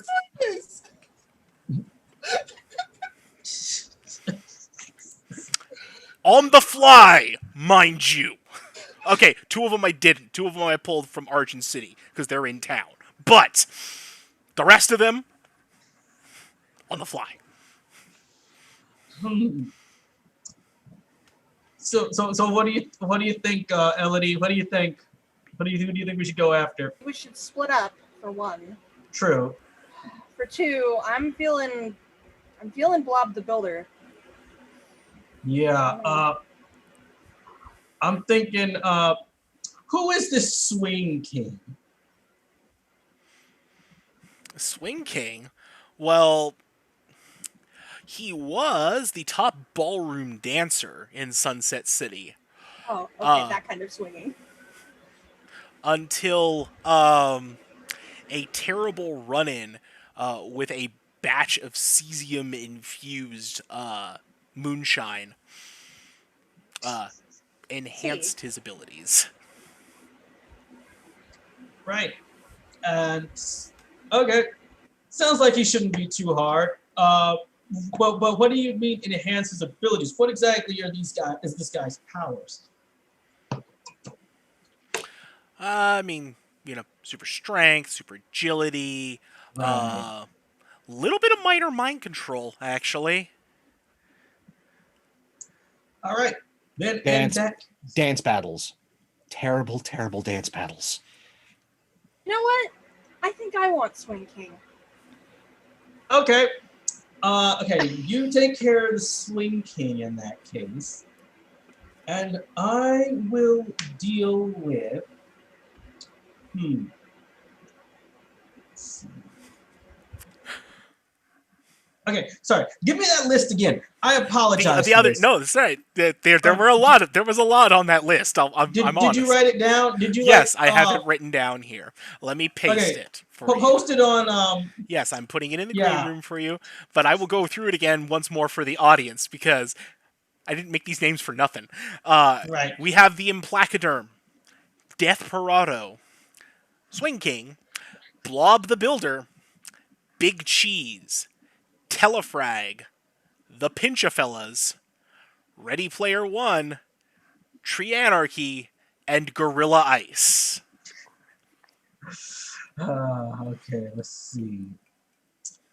I think I'm going to go with Gorilla Ice.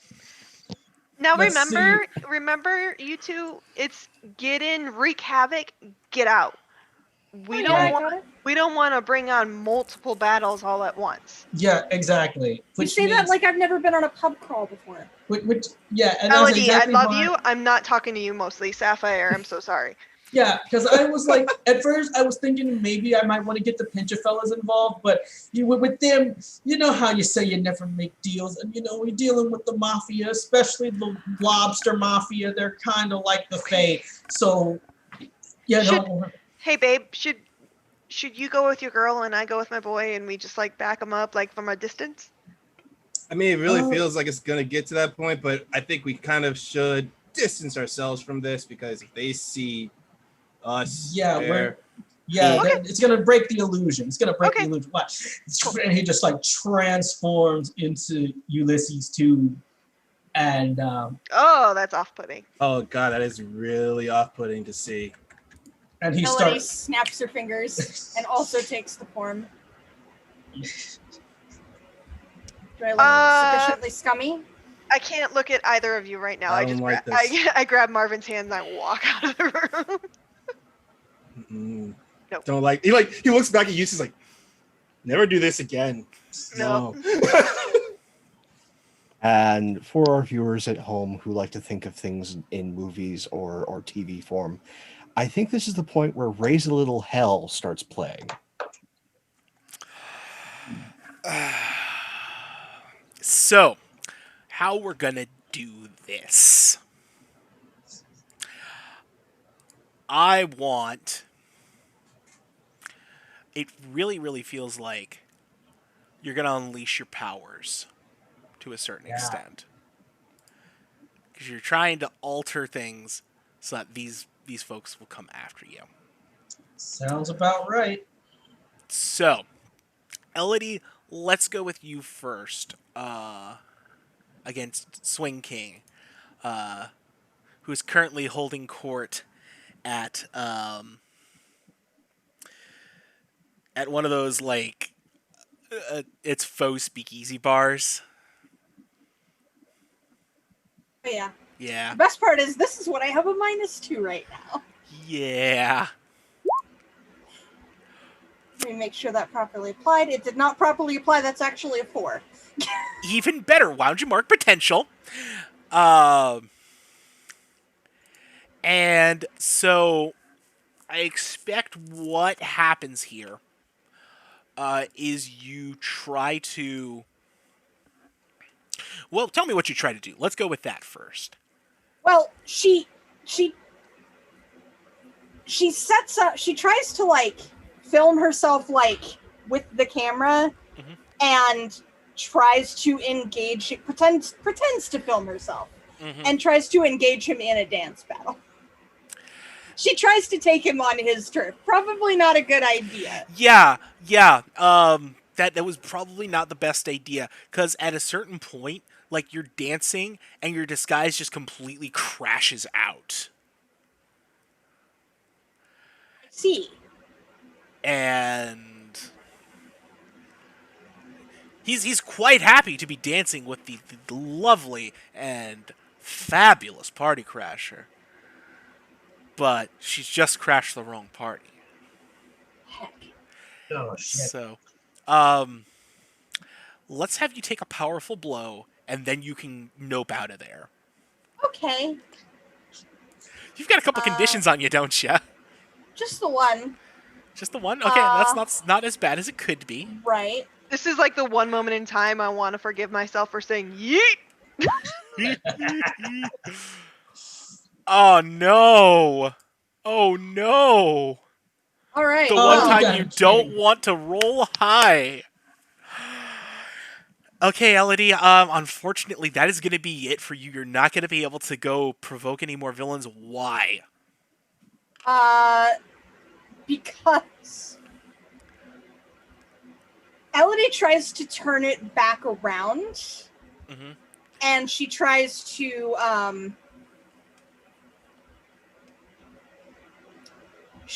get some alcohol involved. She tries to do a keg stand. A cake stand in the middle of a dance-off, and it just... Have you ever been gut punched while you're doing a keg stand? It I've is. never done a keg stand, so I wouldn't know. Yeah, It was the summer of 2006. Yes. Yeah, it's not a pretty sight. Um, if eventually you'll wake up outside in the alley, soaked in faux, faux spirits of some sort, and like hot jazz music playing from just inside. But that's it. Feel bad, Sapphire. man. Yeah, that All right. does. Sapphire. Gorilla Ice. Yeah, what is this guy's deal? What is he all about? I mean, he was a normal gorilla that was being used in an experiment and was infused with cryo powers and gained super intelligence off of it as well. All right. That's horrifying. Yeah, I know. So, like, where exactly is his lair then? Where is he? Where is he currently? Gorilla Ice currently is managing a group of thugs out in the warehouse district. He's been running some small time rackets to kind of build up some funds for a thing. Are all the thugs like guys wearing T-shirts and they just have names of lowland apes on them? No. I think they all have tracksuits. Yes. Tracksuits, cheap chains. Like, essentially, if these guys weren't with Gorilla Ice, they'd be, like, working for the Vori or something like that.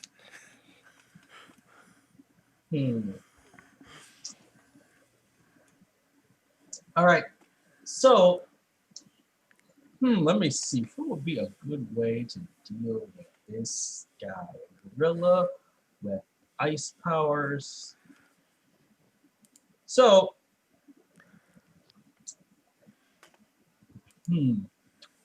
okay. I think I've got an idea. All right. So, like, first thing that happens is no, that's not gonna work. That's not gonna work.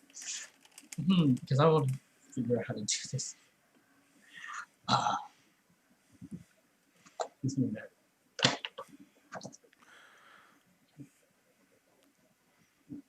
Okay, I think I've got it. But first, what I want to be able to do, I want to be able to use my alien tech. So, what this alien technology is going to do, I want to create a machine that is going to just create a bunch of, okay, I'm gonna like fly past the zoo on my way there, right? And I'm gonna pluck a hair from a chimpanzee. This machine is gonna be like a makeshift cloning device. And it is going to create a whole bunch of chimp clones. And I'm going to unleash a herd of chimps into this place, and just like at the same time burst in there and just like start setting their contraband on fire. Like they're in a warehouse with some thugs, right? So they've obviously got some stuff in some crates.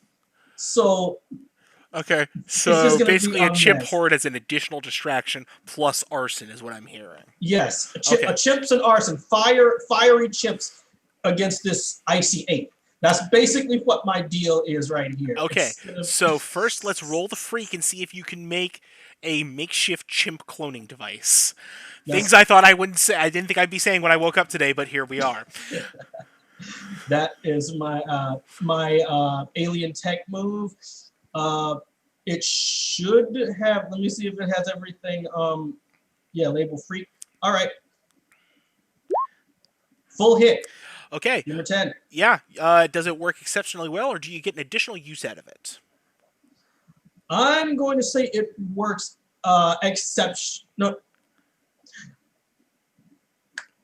I'm going to get an additional use out of it because I'm also going to use this a little bit later when we're gonna fight. Um, Cool. what's his name?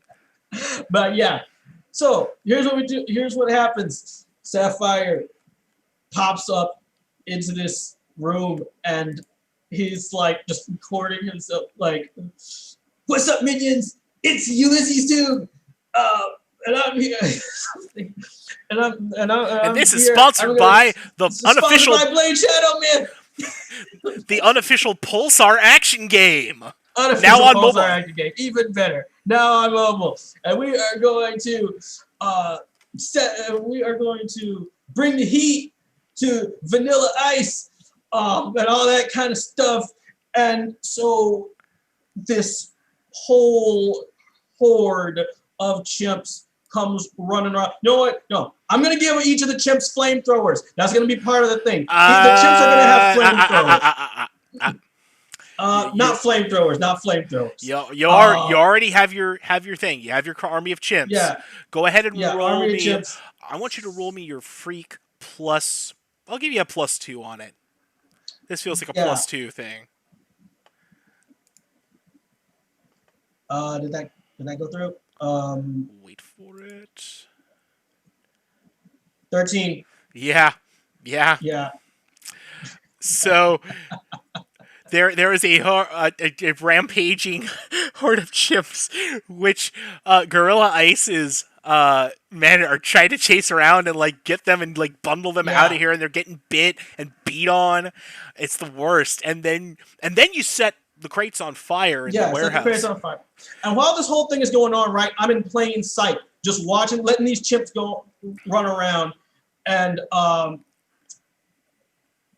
he's all and I'm like just standing on a like a platform, sure, where everybody can hear me, and just I'm flossing, just flossing. He's just sitting up, just up there flossing, while while the theme song from Ape Escape is blasting in the background, and he's flossing to it. Yeah, this is quite effective, especially like as you're like tube out, and you like scatter a bunch of stickers on the ground. Yeah. Mm-hmm. Okay. Throw a dab in there, you know. Yeah, and a dab. The dab comes when he's about to leave. He's just like he exits with a calling card and a dab and gets out of there. That was bananas, y'all.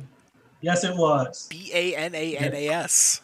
Oh, and I throw a couple bananas around, of course. Just to oh make my sure. gosh, and yeah, no, you've got like Gorilla Ice is like absolutely pissed, and now he's gonna have to figure out where YouTube's going and deal with this now, because this is Ulysses Tube, remember the name.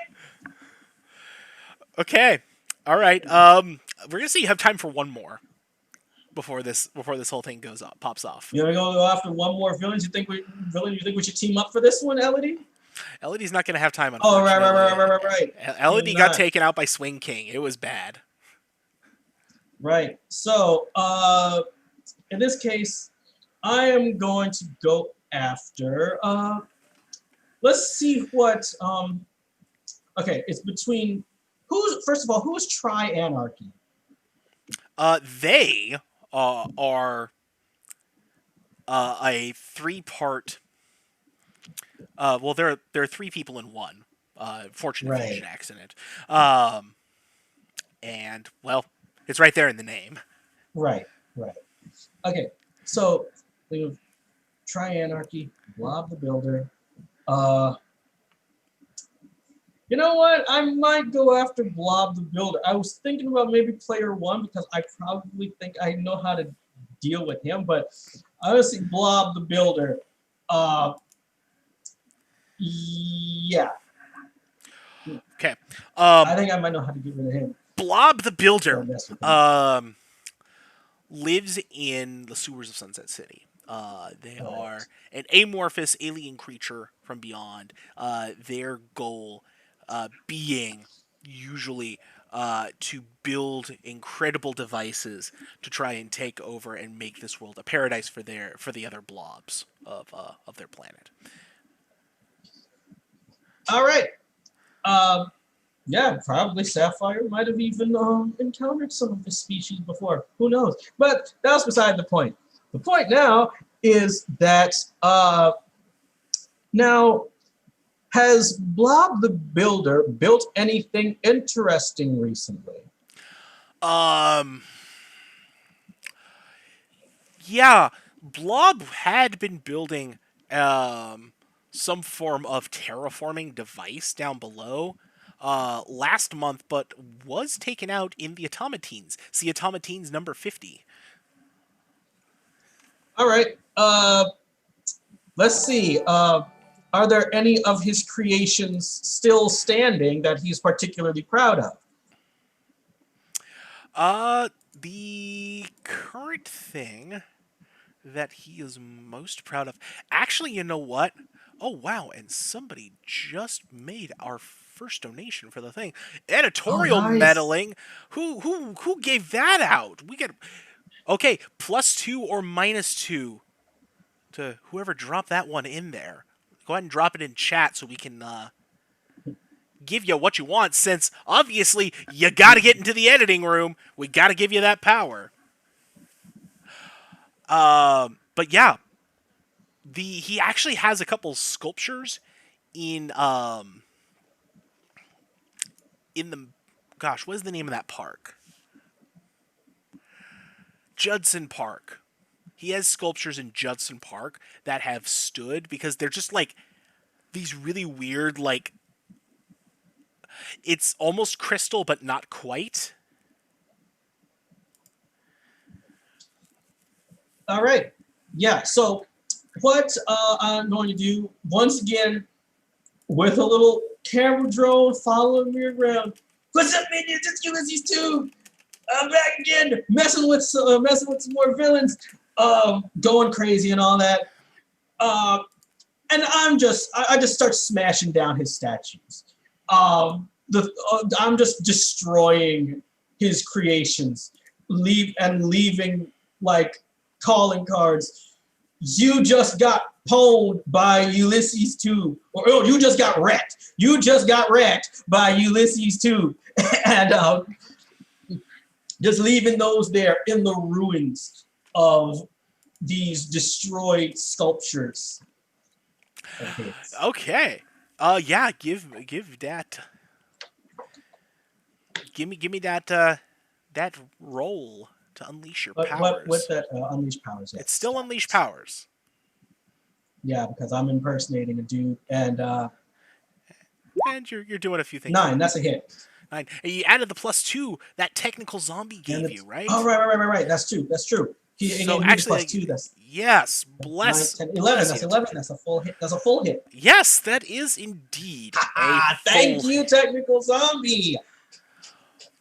Little bit of editorial control. You know, we thought we needed to like give Sapphire a bit of spotlight in this issue, and so the word came down.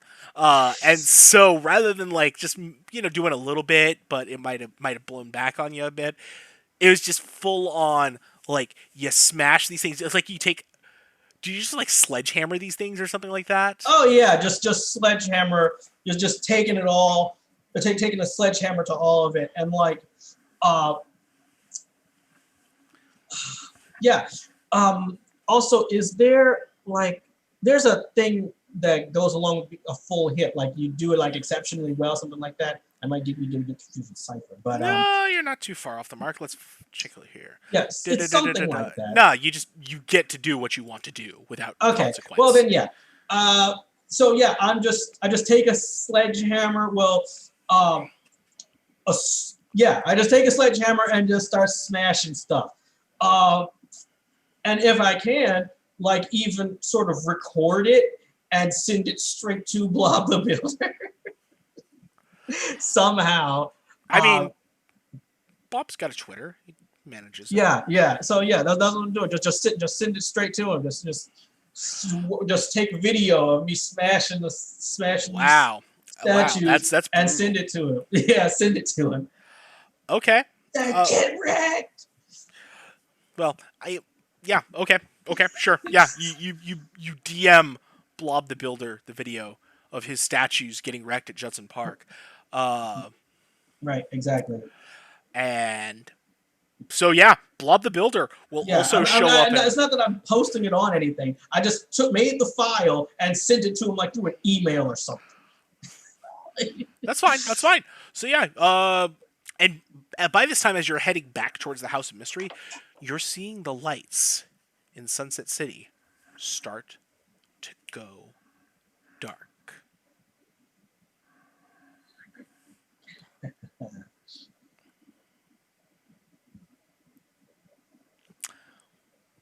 Well, Mythfits, you might have your work cut out for you.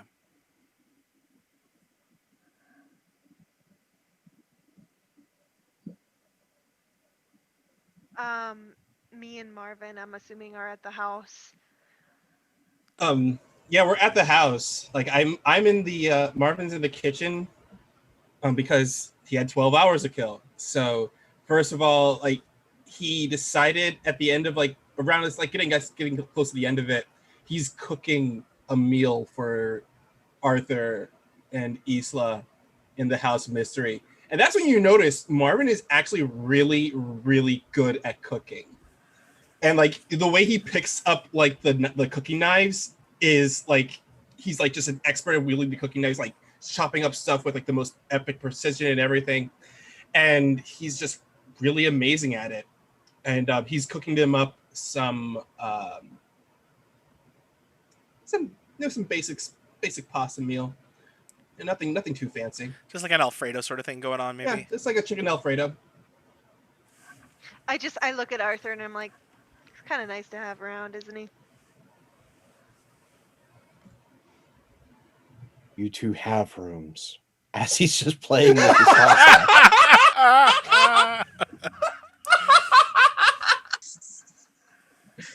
Beautiful.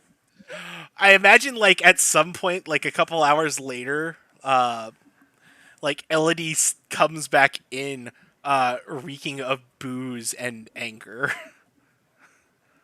She looks like she's been on a bender, except she's like 10 times less happy than when she goes on a bender. I'm assuming it didn't go well. Okay. My shape-shifting cut out. That never happens to me. It never happens. Chicken Alfredo. I'm gonna eat my feelings. Yeah, I'm gonna give you a bowl of chicken Alfredo. I give her a bowl of chicken Alfredo, and you see him like he scoops up a bowl of chicken Alfredo for her, grabs a block of Parmesan cheese, and he just goes like over, like just grates the cheese on top of it, and then he grabs a little sprig of parsley and just goes, dink, and he slides through the bowl. She kisses him on the cheek as she gets the bowl of pasta. Meanwhile, Sapphire comes in like the complete opposite of Elodie. He's ecstatic. He's like, he's still in Ulysses Tube form. No, drop that form now. Drop it. Like, all right. And here he goes back to his normal form. He doesn't even have as many spikes as he used to because he had such a good time blowing off all this steam with all these villains. Like, oh, it worked great. This guy is going to have like this ice ape and Blob the Builder both coming after him at once. It's going to be glorious. And then if I look out the window or anything, is there a window? There are so many. I was gonna Be say. careful which ones that you pull the blinds on. Well, I just peek. Do I notice that the lights are going out then? Yes. Okay, well, let's hope that what Sapphire did was enough. No, Regardless, it's showtime. it is. And I also added a little personal touch, and it just the comic screen cuts in to like the power plant and Sapphire's chimp cloning device just sitting there in the grass with a little timer on it for my extra use of this thing, and it's synchronized to the time when the rest of them show up. So, yeah. Yeah. Well, when you're ready, at your leisure, Mythfits. Time to go. Well, let's go do this. All right.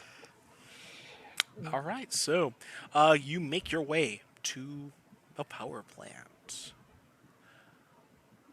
Oh, okay. I see. the Sierra Volta power plant. As you get there, you see that it is already under attack.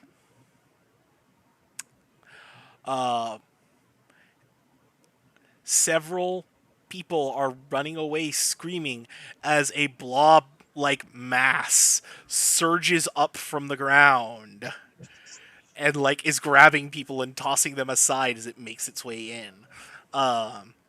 Meanwhile, from the other side, you hear the harsh booming roar of a gorilla and ice shoots out of one of the towers.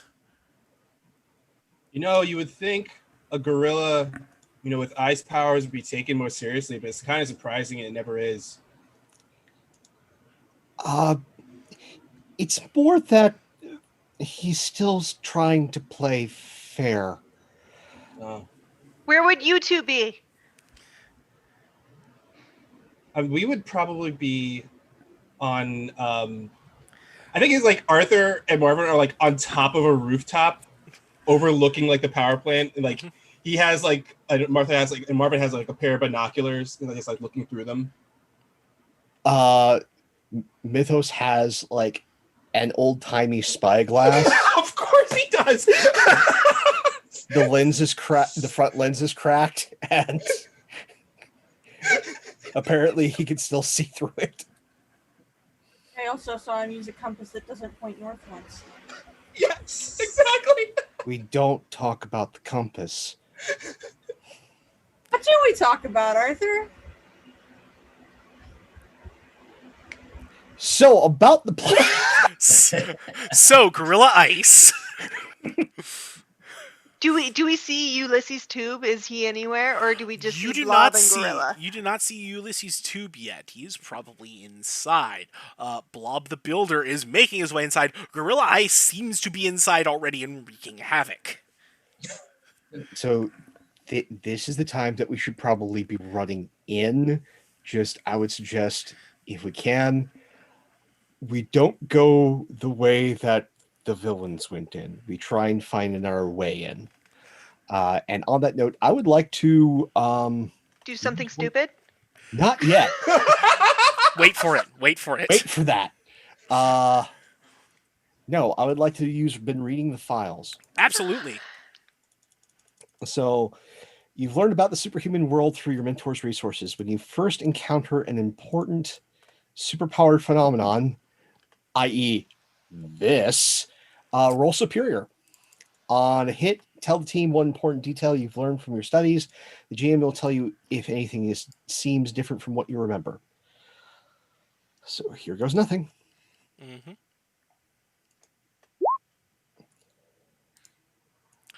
That is a 9. So I don't get the follow-up question, Mm-hmm. but I just get to go, okay, so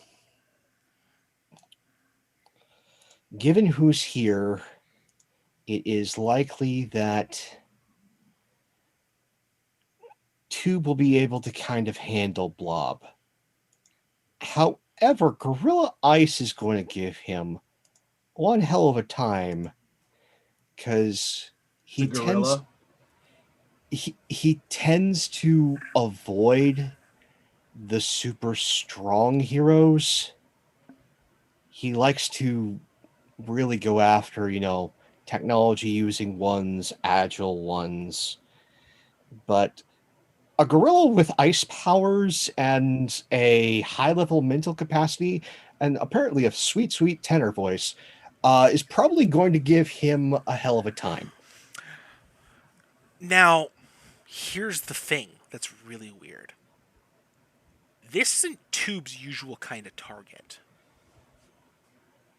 He's usually Huh. smaller scale type stuff, or like more like what you were doing, like prank type stuff, or like he'll troll a hero This specifically. is this is his first attempt at like city level supervillainy.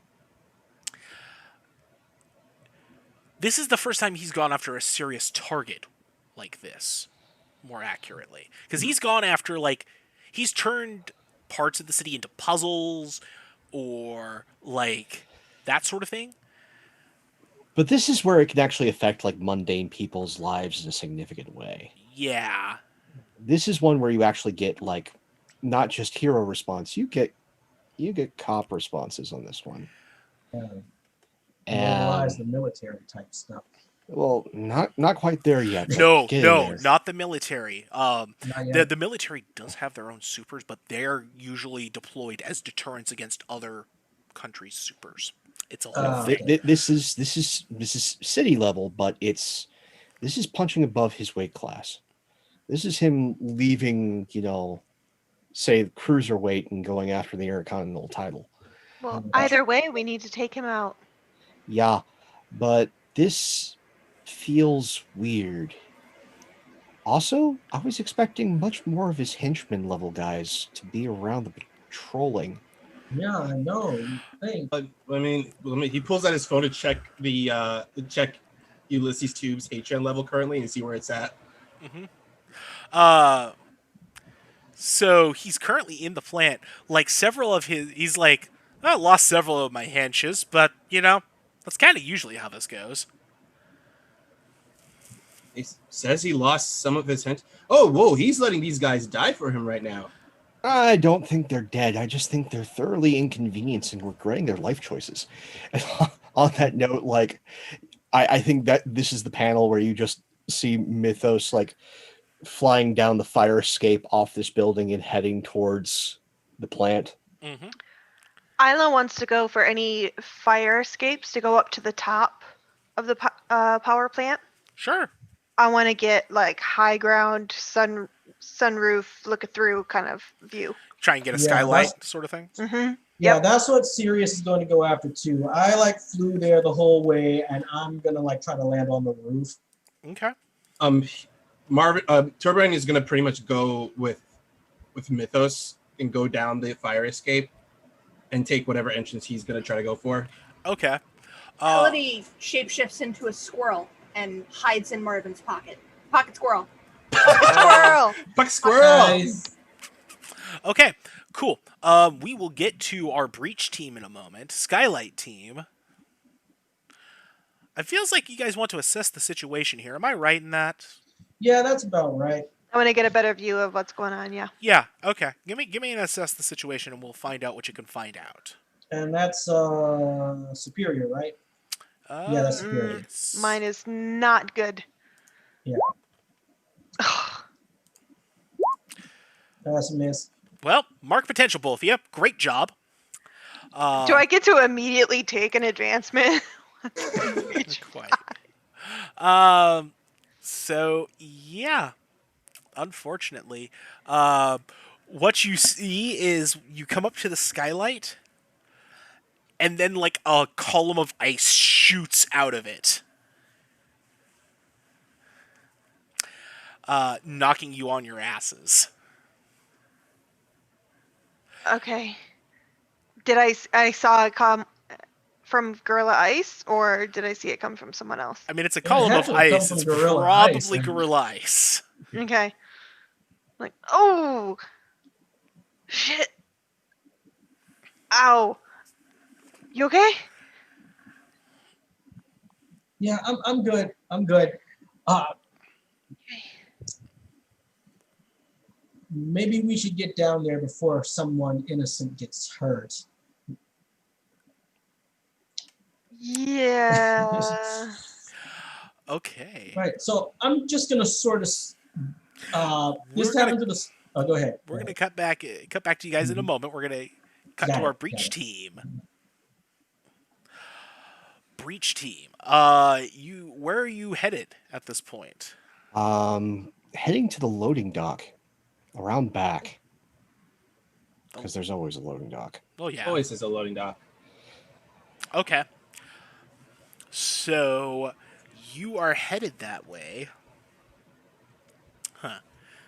Let's see.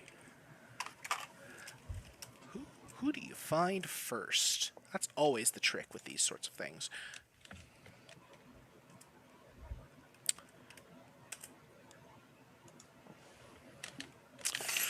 Well, that is a crying shame. That's not fun. Let's see. Who do we go for first? Because I'm a fan of randomization. Marvin, you are plowed through the wall. Yeah. And you land in the rubble, and standing over you, gun gauntlets, Darkstrider. I look up at him. I'm like, huh. Honestly, I didn't expect to see you soon so fast.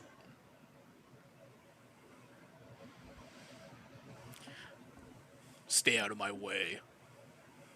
And he'll What? like drop something in your lap and immediately jet out. I look down at what's in my lap. It's a cylindrical object that starts beeping very quickly. So this is what I do. I'm like, okay. I reach into my pocket and I pull out Pocket Squirrel and I chuck them at the flying away Darkstrider. Melody shifts back mid-flight. Nice. Excellent. Perfect. I feel like you're directly engaging a threat here. Oh, yeah. 100% directly. Oh, yeah. Go for the eyes, Pocket Squirrel. Let's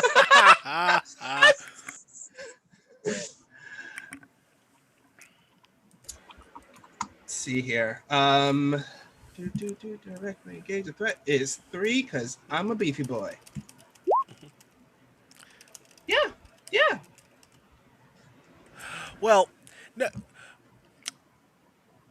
Party Crasher is directly engaging the threat. Oh, okay, cool. Yeah, Marvin, you're going to be taking a powerful blow unless otherwise noted. Oh, yeah. I would like to probably will help be. with that. Thank you. Thank you very much. Yeah. Okay, seems good. Okay, take a powerful blow.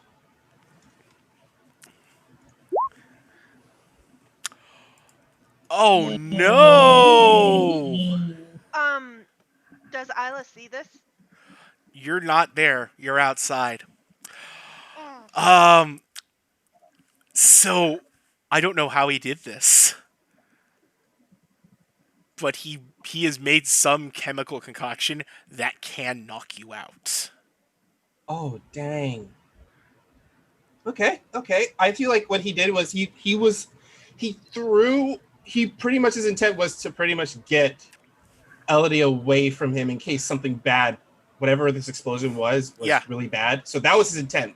So he just chucked Elodie first, and then it was like, okay, she's safe, and boom, gets caught in this explosion. Yup. So yeah, you just hear this whump behind you, Elodie. You rolled a 7 on your threat engagement here.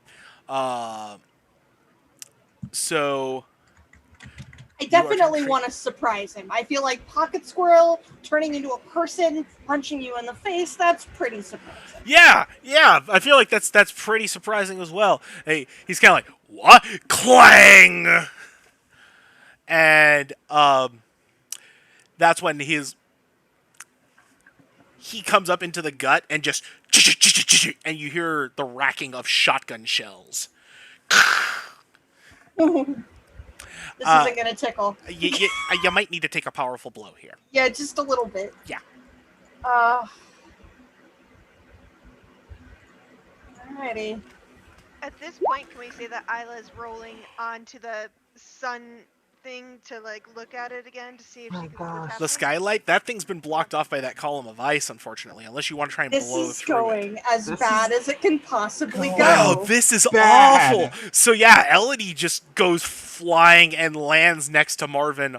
Thankfully, you have your shape-shifting abilities. Otherwise, it would be Party Crusher Carbonara. Oh my gosh, this is going bad. This, Isla wants to punch through the ice. yeah, absolutely. That sounds like unleashing your powers. Okay. Let's try this.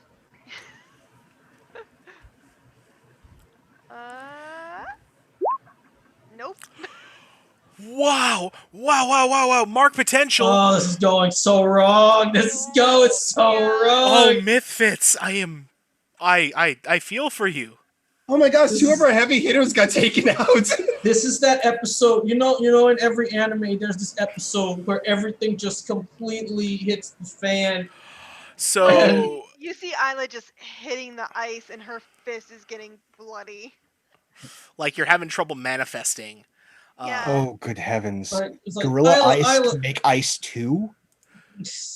Oh gosh. Yeah. So, as Sirius is watching this whole situation going on, he's like, Isla, come on, don't do that. You're just gonna hurt yourself. Let me try.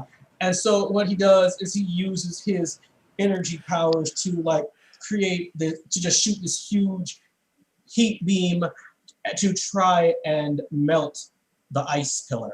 Please And roll that me will be an unleash my unleash. powers, right? That is right. Unleash my powers. Thankfully, your freak is Full hit. good. Full hit. So he just melts the whole thing down. And all right, that should do it. Yeah. You And, melt down and you're able to head down into the facility.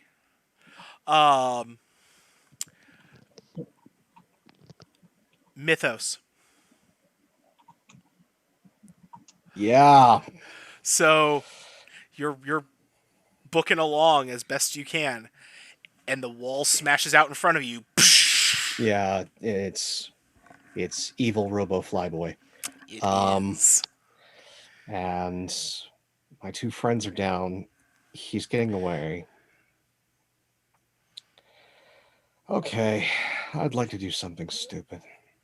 there you go. Go for it. There we go. There it is. In a session, if he doesn't say that. Sure what I want. Okay. We're gonna provoke someone. So, he's running off, going, Oh, you mistook me.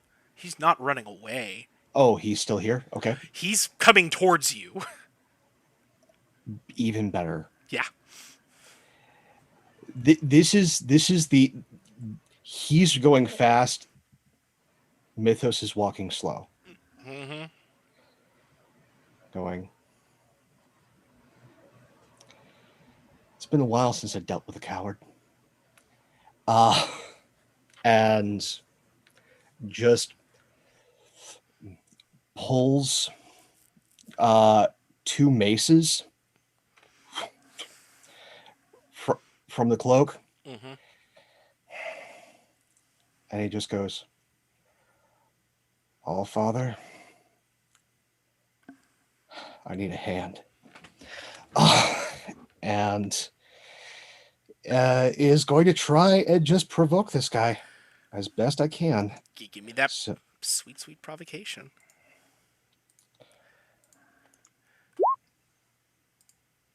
That is a 7. okay, so it's partial. Uh-huh. You can I get to choose. So I either stumble, you get a forward against them, they err and you gain a critical opportunity, or they overreact and you gain influence over them. I'm going to say it's a stumble. You're going to take one forward. Okay. Um, Have we now assembled and are engaging a threat? I will say you haven't. Well, you have assembled. I will give you that Okay. because that's So there's team. yes. You have Alright. your team. and let's do that real quick while we're here. Um, so you get 2 for showing up. Mhm. Do you have influence over everybody? I do not. Do not have Unfortunately. influence over Prairie Crasher. However, I do have a move that immediately gives an additional 1 just because I'm here. Cool. Seems good. Um, And I immediately take 1 forward because I'm the leader. mhm. So I have 2 forward. You have 2 forward. Does everybody have the same purpose? I'm going to say you probably do. So that gives you another 1. Um, does anybody mistrust the leader or the team? Nope. No? Not me. Okay. Have your misgivings, but you still love each other at the end of it. I'm not going to say you're ill prepared because you actually took the time and put some work in on this and didn't run in. Technically, you are off balance, but that's not your fault per se. So I'm not going to hit you on that because you expected several different things happening here. So you don't get dinged on it. So you've got these things. However, unfortunately, you only provoked so much. You still got to take the hit on this one. Okay. So give me your take a powerful blow, and we'll see what happens on this. Miss. Okay, so he was going to deploy his little trappy snare, but what do you got? What do you got for that? No, he did hit the trappy snare. Mhm. And it's right at the time, All Father, I need a hand, Mhm. is lightning strikes the snare. Nice. Literally just boom. And then a unkindness of ravens just hits from where that snare has now exploded and just and this is what causes him to stumble. Just bombard Darkstrider as in the next panel it's just a screaming Mythos with those 2 maces coming straight at him. Nice. Please mark your potential. All right, Skylight team. All right. So, of course, I'm going to jump in there and try. And first, I'm going to look for what's the Ulysses Tube. Okay, so you go to look for Ulysses Tube. There are a couple dozen people in here. They are all wearing demon and devil masks. Interesting. At least 3 of them are dressed in the same style as Tube usually does. Right. So these must be his fans or his minions. Probably the same thing. There are several more people encased in ice all around the room. Obviously, the guys with the ice. You hear the sounds of a gorilla somewhere down the hall. At this moment, Isla is gonna use her mask move, and she's gonna jump down right next to Sapphire. Mm-hmm. And I get to choose. I get to switch my mask label or mundane with my masks label. So I want to unleash my powers and use all of my feelings to seek out Ulysses Tube. If I can. Yeah, you can. Yeah, like There's no. I have no reason to stop you at this point. So. I mean, you are the editor. You are. I mean, look, editorial has no problem with this use of Hussar's powers. Okay. There we go. So, Hussar, you do it. You either need to mark a condition, or I will tell you how this is going to only be temporary. You can't keep a lock on him. I'll let you tell me how it's temporary. I just want to be able to focus in on where he might be at the moment. Okay, he is somewhere up in the control room, you think. Okay, I don't tell anybody. I hone in on it myself and I start running in that direction. Okay. Sirius. Yeah, so actually Sirius is going to follow Isla wherever it is that she's going. because he figures that she might be able to do that. Since she might be able to sense him. Okay. Um, it is at that point you hear like, "Oh man, the heroes are here. We should get them." Did they give you anything to do that? Yeah, watch this.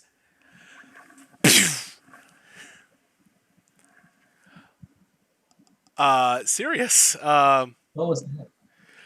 Okay. A laser shot comes at you. Okay, take a powerful blow. Probably should. Oh, crap. That's not as bad as it could be. True. You're not completely out. So either you lash out verbally, you give ground, or you struggle past the pain. So I am. Let me see. Give ground. That basically means give him an advantage, right? So when you give ground, that means your opposition gets an opportunity. Right. So I'm gonna say that shot took Sirius off guard, and it gives the opposition ground. He just sort of staggers through the air because he was flying, his way. He just sort of rolls a little bit. It knocks him out of the sky, basically like that. It just knocks him out of the sky. And oh wow, is that Sapphire serious? Oh man, I'm totally gonna take a chunk for my trophies. You can try, but it's not gonna happen. And they start rushing you. What would you like to do, Sapphire? I am going to directly engage this threat. Unfortunately, you can't. Oh wait, I can't. You can't because they're henches. Henches are never a threat, is why. True. So you know what? I am going to do what Sirius usually does in this situation. Use just shoot like one of those what he calls like these energy like these energy cuff type things. That same thing that he used to like bind that guy up. Mm-hmm. So yeah, I'm gonna try and shoot one of those at this henchman to sort of basically just sort of tie him up. And well, I'm telling you, it's not one henchman; it's several. But you yeah, can still unleash your powers to get them bound up here. So yeah, just this one guy. I'm basically just gonna attack him, with this thing. Go ahead and roll the unleash, and we'll see what happens. Okay, full hit. Yeah. So I expected something like several beams of light shoot out and essentially hogtie the minions. Yeah, that's basically how it works. Sort of like Spider-Man's web. It just that's usually how he apprehends these humans, because he's not, going around killing everybody, at least not when he's still got control of himself, of course. But yeah, he's mostly just trying to keep these guys sort of tied down. And yeah. This is worse than that time he tried to troll Soul Brother. Does Isla make it to the control room? Isla will make it to the control room.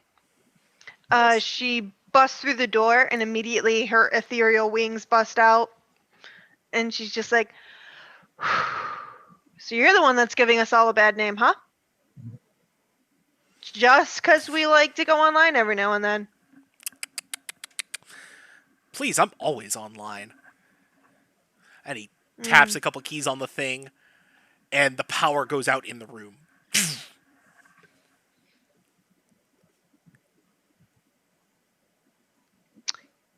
It's a good thing I don't really fear the dark. And she's just going to rush forward. Cool. Let's go with a trade some powerful blows. Ooh, powerful blow. Or not. It's not doing a powerful blow. You're directly engaging a threat. My apologies. You're not. Okay. Yeah. Phew, gosh. You haven't incurred wrath yet. It's that one. I pushed it. I don't think it went through yet. Give it a hot second to see if it does. Oh wait, no, hold on. Okay. There we go. Hey, you got the hit. So you either resist or avoid the blows. We also have team, There is team. I'm just gonna rush him and kind of do like the grab and bring down. What's that called? So, well, you're directly engaging the threat. The options you have here, you can resist or avoid blows, take something from him, create an opportunity for your allies, or impress, surprise, or frighten. Oh, I want to frighten him. He wasn't expecting me to be the first one to him, I don't think. Yeah, you get there, you grab a hold of him. Is there anything you say as you take him down to ground? Be like, I sense all your insecurities. It's gonna be so easy. Lady, I ain't got no insecure. Oh, whoa, Jesus! Yeah. Tell that to your followers, man. And we're gonna cut back to Arthur versus Darkstrider, or Mythos versus Darkstrider. I apologize.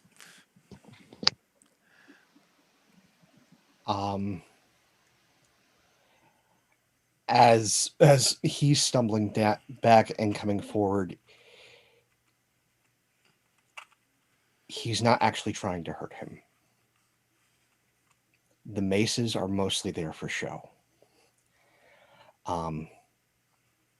Mythos isn't this kind of fighter. But I'm going to try again to provoke. Because I need a certain thing in order to really get this guy.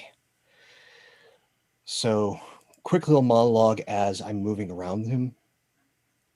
So, a coward.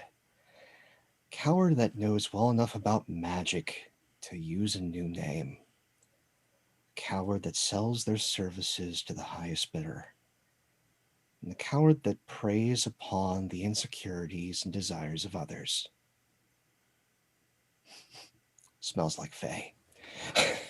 And I'm going to try and provoke again, and I'm going to use that 2 forward on this. Go for it.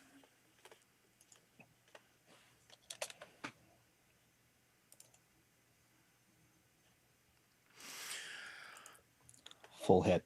Yeah. Nice. So what do you want him to do here? Again, this is provoke, so I think there's a list.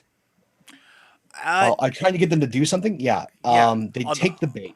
On the full hit, he takes the bait and does what you want. What are you wanting him to do? That's literally the 10 plus.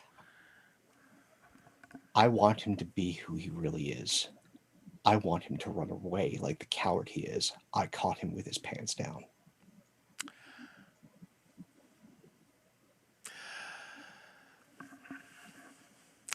The problem is you didn't go about it the right way. You're wrong. You're so wrong. I think here, and I can't say that that's what happens. He'll rise to the bait, absolutely. But I think what's going to happen here is I think you're going to get something else instead. Okay. So he just steps up to you, hoists you up.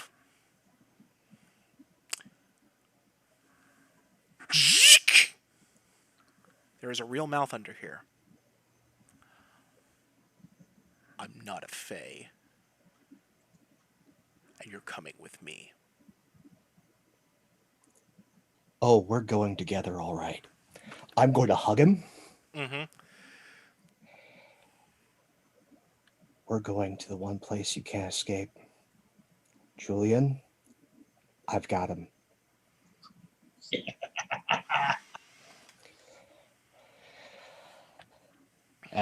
It's like wrapping around in just that moment right into the ring. Close your eyes, hold your breath. No, he doesn't get to close his eyes. He No, just- no. You know what you need to do now, Mythos? Because he's not going willingly. You need to No. unleash your powers. Yeah. This is a Hail Mary.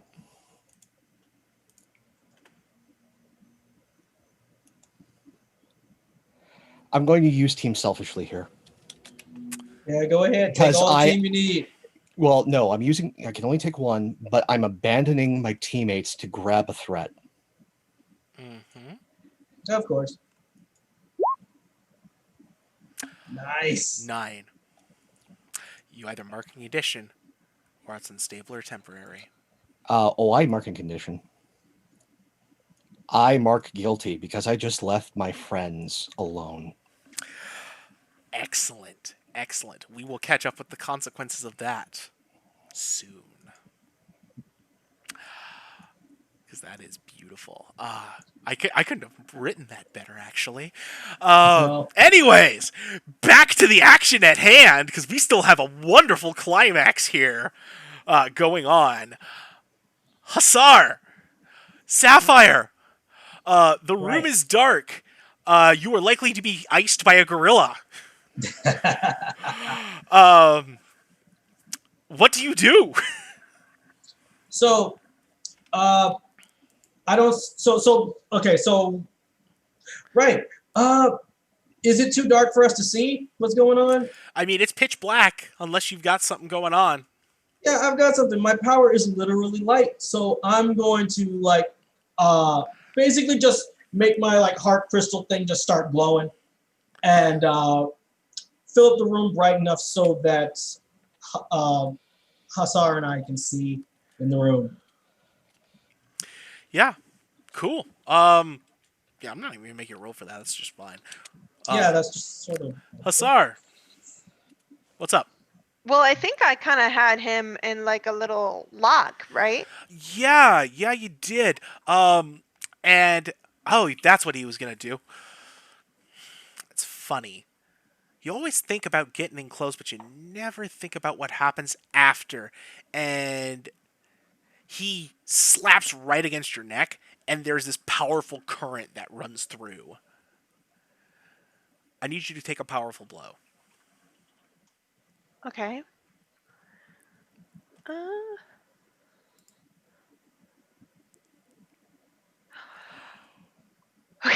That was close. The Hussar stands proud.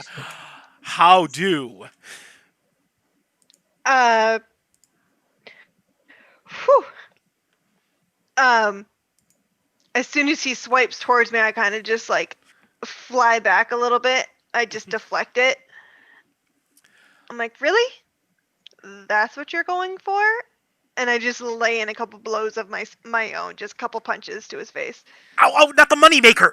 Come on! Like, ooh, I think that nose is broken now. Not the first time. It gets me street cred, but come on! Get my good side, come on. You took down my boyfriend. You're gonna bleed. You're who? Punch to the face. Oh! Sapphire. Right. First of all, do any of us know what happened to No. Yeah, okay. You're here right now doing a thing. Okay, got it. So while Hussar is doing all this stuff, are any of what's his name?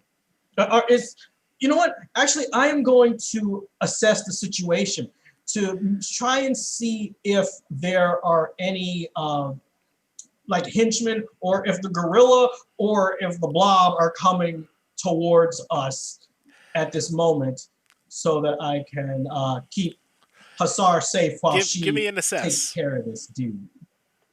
That's a hit. You get 1. What can I use here to blank? What here is the biggest threat? What here is the greatest danger? What here is most vulnerable to me? How could we best end this quickly? What here is the biggest threat? The biggest threat What? is Ulysses. Honestly, Right. no joke. No, like I meant the danger. The danger. Well, you know what I mean. Yeah, Um, I'm telling you. yeah. So he's the biggest threat. All right. So yeah, in that case, I am going to. Yeah, I'm actually going to try and help Hussar hold Ulysses down and basically just start beating the crap out of him. He's like trying to He's- fit some like weird glove thing onto his hand. Yeah. So yeah, I'm gonna try I and stop him. I'm gonna try and stop him. Is that directly engaged? Yeah, you're directly engaging a threat at this point. Go for it. Yeah, go for it. I think you missed. Oh crap. And so that's like you start zooming up, and he like it must see like the glow behind coming from behind. He's like, Yeah. "Oh wow, I never get to do this." Wham! And you hear the ring of a bell. Uh, And I need you to take a powerful blow for me, please. got it. Oh no, And that's a hit. Sapphire! Wham. Ring the bell. I'm gonna use my move. I'll save you. What is Doesn't that that? just that's Just saying. basically I roll defend at 12 plus. Let me read it. Let me read it just to make sure that it's like nothing. You're good. I'm pulling it up right now as well, just so I can like what? Wait, what? I'm willing to pay high cost to keep your loved one safe. Reveal your secret identity to someone watching, or mark a condition. So I can mark a condition and defend a loved one as if I rolled a 12 plus. Okay. Oh man. You sure it's worth it? Of course you're worth it. Aww, that's sweet. So yeah, go ahead and so what condition are you marking? Just out of my curiosities. I'll just mark angry Yeah, because seems right. Yeah. yeah. In this moment, he's hurting everyone but me. So That's fair. That's fair. Yeah. So you keep them safe and choose one. So you can either add a team to a pool, take influence over someone you protect, or you clear a condition. Wow, that is trash. I hate it.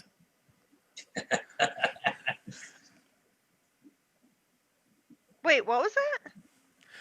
It can't be right. No, I'll save you as you're willing to Yeah. pay high cost to keep your loved one Yeah, safe. Reveal but when your you- secret identity to someone watching, or mark a condition to defend Right, a loved one. but the as if you rolled a defend 12+. defend action says from an immediate threat you roll savior. For NPC threats on a hit you keep them safe and choose one. And the choose one is either add a team to a pool, take influence over someone you protect, or clear a condition. You can take the condition and just Can clear I it. just clear my condition then? Yeah. There you go. It's like you're angry, but you just tamp it down. I was really pissed off for that second, and then I saved him, and I was like, "No, we're good." How does that? Wow. Okay. If I was going to errata that, it would be you could only take the other two. Yeah, I would say that pretty Wow. much. We'll The do that. Janice. Yeah, we found a bug in the system. We'll fix that later. For right now, I'll let that keep just for the once. Just because Fix it in post. I got floored once, and that Yeah. happens. Okay, so yeah.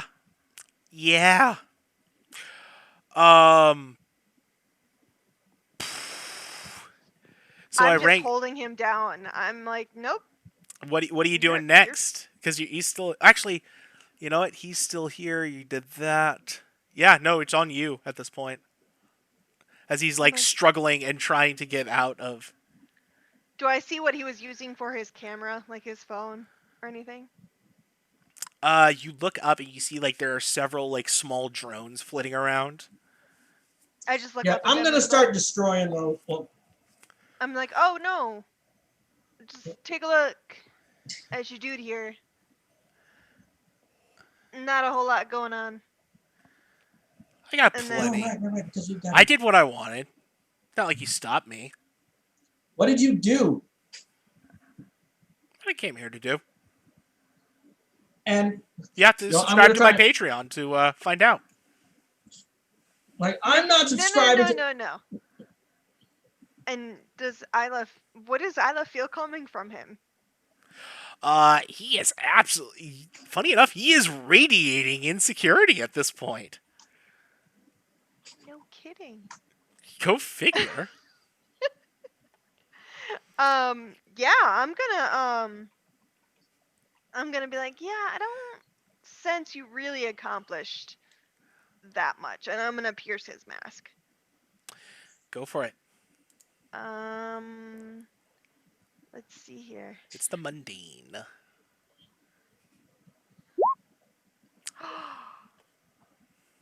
That's like my best one. Ouch, please mark the potential. And he's just, maybe I did, maybe I didn't. You're never gonna know. Wink. I punch him again. And he just kind of chuckles. I'm going to. All right, so just give me a second. Keep going. I just need to make sure Actually, this works. at this point, unless you have something really provoking for me, we are actually gonna have to end this issue. And this is actually a really good place with you guys like looming over him and him just kind of laughing as we go to time. Yeah, I don't like Yeah. it. Yeah, it makes Wow, it makes sense. that did not end up the way I had expected it to. I expected a lot more shenanigans, and boy, we just took a trip there. Bad rolls will do that. Yeah. Well, that too, like I'm actually kind of impressed and pleased. Anyways, The whole first half of the episode was about me, so like, of course, I had to get knocked out. Just- midway. Yeah. that was brutal. So we're gonna go back around the horn, chat some folks up, tell us where we can find you, what's going on, and because we're on our odds week, it's what other comic is coming out of our line this month, and we're gonna start where we stopped. Mythos Pope. Hey everybody, Pope World Bill on Twitter, Pope World Bill on Twitch. I lurk in all your streams. Oh, it's so good to be back in Sunset City. Even when everything goes wrong, it's just the best. Next comic? Well, again, this publisher loves themselves some anti-hero and villain miniseries. So we see Dark Strider #1 in the belly of the beast. And it is just his silhouette in the main door frame of the House of Secrets. And I think the tagline is, "In the belly of the beast, escape from the House of Secrets, Part 1."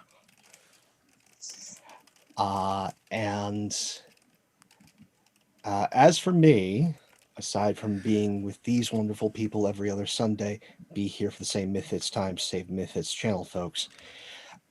If you want to see more of this silly face that's been darkened recently, the reason for that is tomorrow at 3 p.m. Eastern over on Encounter Roleplay for a special episode of the Crownlands. We're going to the Stormlands, folks. Allegra Dorsey, formerly of House Tremaine, is trying to set up a little siege of Tyrosh and has found her way to Storm's End. Cedalay, who's great at making paramours and poor at making friends, try and handle a bunch of Stormlords. I love Crownlands. I love it even more when I get to go and see Pope do his thing on the Crownlands. Don't miss that, please. I have had explicit permission to be terrible. So if you want to see me be a bad man, go and check that out.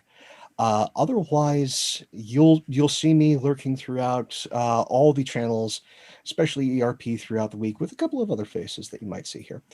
I also want to give out a good cheap plug to a couple other things. First, if you're not watching After the Fire, you should. It's over on Follow Black Cats on Thursdays, 3 p.m. Eastern. It is the parent series that the Crown Lands comes off of the wall. If you see me there, a lot of things originate there.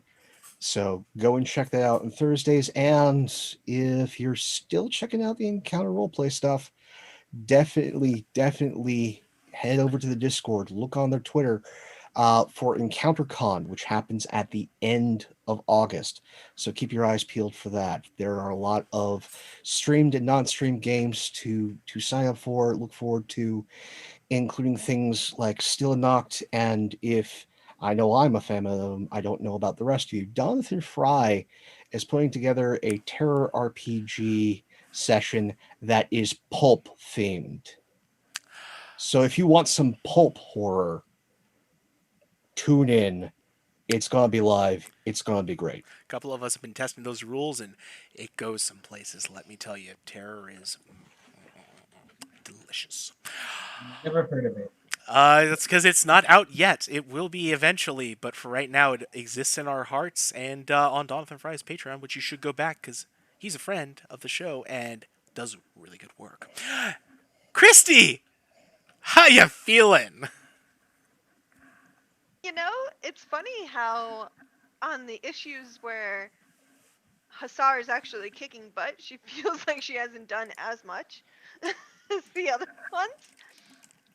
But I'm Polish Chrissy. You can find me on Instagram, Twitter, Twitch. I'm on this every other Sunday. You should totally be watching this if you're not all the time because it's amazing. And I fill in on one shots all the time. The issue that would be coming out that's not a part of Hussar's normal routine, forgive me, it would probably be like released as like a smutty adult version of the comic with Marvin and Hussar and like a weird embrace on the front. Are we branching into it? Are we branching into like the? Gosh, what would it be? It's not. It's like a Vertigo sort of label almost. So there was once back in the day, I think it was like late '90s. There was a DC comic called Young Heroes in Love, and it was basically that. Like, look it up. It was such a bizarre comic, but yeah, I guess like something like that. It's just an off-branch like adult romance novel, but comic for me and Marvin. I think we'll call it the True Hearts. There we go. I was like, I don't know where to go from there. That's just that. Oh, it's just a series of miniseries between different ships that are popular in the line. Yeah. Mm-hmm. Yeah, that sounds nice. It's like one of those. It's like a romance. It's like a romance pulp comic anthology. And they bring in some of the big fanfic writers to do it too, and so it's like proper. Really good artists. And a lot of indie artists, a lot of indie writers come in and draw these stories. So it's like normal artists and writers you normally don't see working on the comic do these stories. Yeah, I like to think this Beautiful. is like a quarterly. Yeah. Okay. Oh yeah. Dig it. It's for the parents of the kids that go read the other stuff. There you go. Beautiful.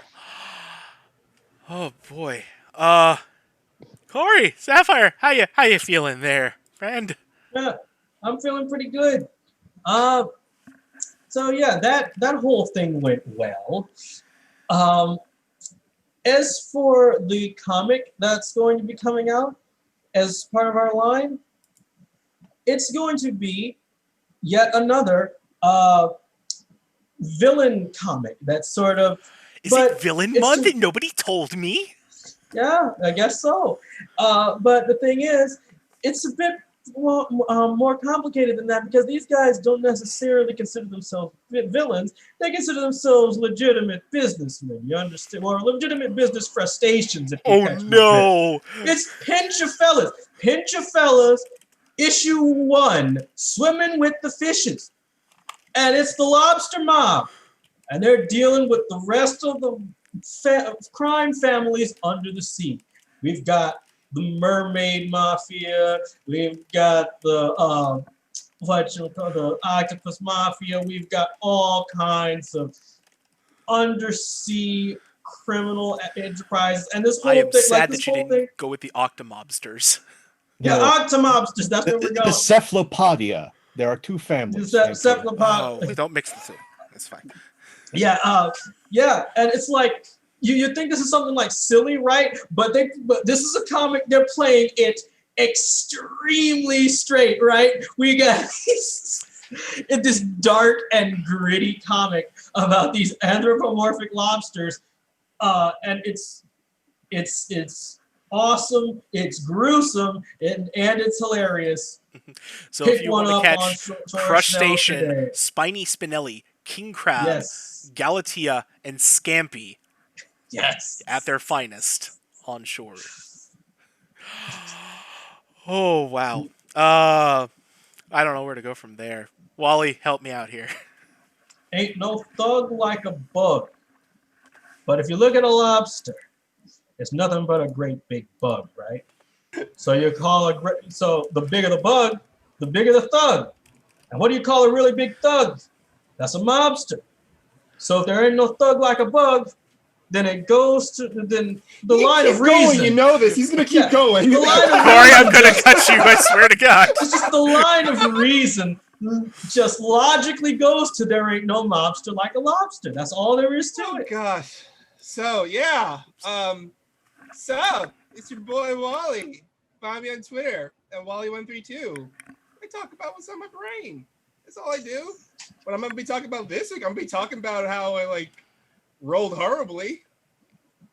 Is what I'm gonna definitely be talking about. That does happen, yes. It happens. It does happen, guys. It happens. And man, I really liked how it went from Marvin just beefing it, but at the last effort, chucked a squirrel at Darkstrider at the very last moment. That was epic. Pocket Squirrel was fantastic. Pocket Squirrel was fantastic.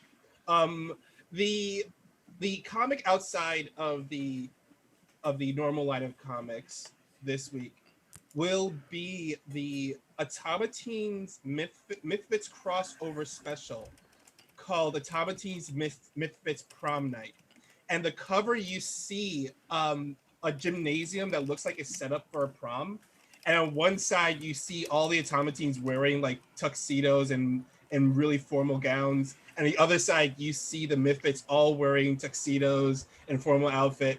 But the far above it, you see this looming figure with these evil eyes looking over this almost like a diorama set of these kids at a prom, and his hand is looming over, and it says introducing the headmaster.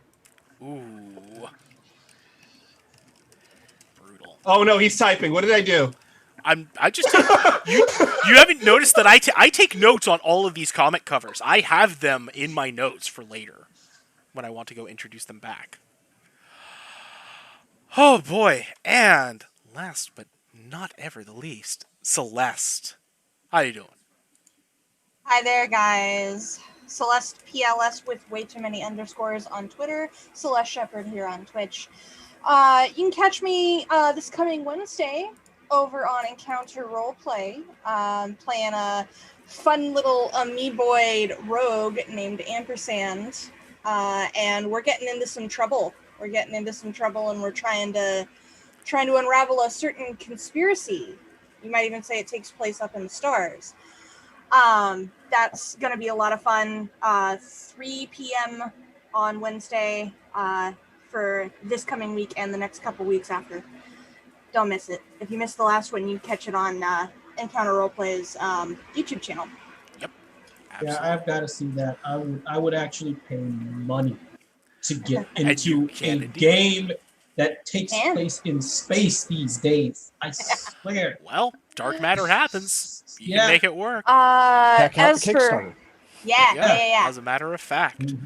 It's inching ever closer to that last stretch goal. As for a cover for you, I'm feeling the Breakers. I'm feeling Isla, Hussar, and Party Crasher pulling into the Breakers team. Nightwatch, Sanguine, and Lady Quasar with them. I'm trying to figure out who they're fighting exactly. I'm trying to I mean, Sanguine's usually more taking out street level stuff, so maybe there's some pretty nasty mob in town, and they're No playing creature real smart. fellas. No, I with Sanguine involved, a the Dead Men. It is a bunch of undead gangsters. Ooh, ouch. Yes, Ah, perfect. ha ha ha ha ha. I guess that would make the title Dead Men Tell No Tales then. Yes! Ah! Nice! We got there, folks. We got there. Did it, guys. He did it. We made it. Other than that, catch us a couple weeks from now. Yeah, We'll be back here. We will be back Hopefully, here. Party Crasher will be back on her feet. Yeah, we'll see what happens there. And I, of course, have been your editor, Matt, the Killer GM. You can find me on Twitter at the Killer GM. I throw up various different writings, musings, etc.s for what's going on, and interact with people, work on games, that sort of thing. Uh, I'm not doing anything else actively right now. I did a guest spot with the Counter Roleplay. Oh no, that's not true. I'm telling dirty lies. Wednesday, I still have a couple more guest spots with the Family of Wraiths, Witcher, over on Laugh Love Lindy's channel. A pact has been made in Hot Spring Waters. We had a Hot Springs episode. It was great. Fantastic. Got to catch it on YouTube. But we have to go find the Sinblings and end their hexes and curses. It's 4 Witchers and a mage leading a whole pack of Scoia'tael. It's bound to be a hell of a fight. So catch us Wednesday, 9 Eastern. I'm sorry, 8 Eastern. Good gosh. Time zones are hard, people. Keep up on it. And otherwise, follow all these fine people. Watch their shows. Keep up with them. They're fantastic. And you're fantastic for watching. Everybody who likes, subscribes, comments, watches us YouTube, VOD, live, all that. We love having you here.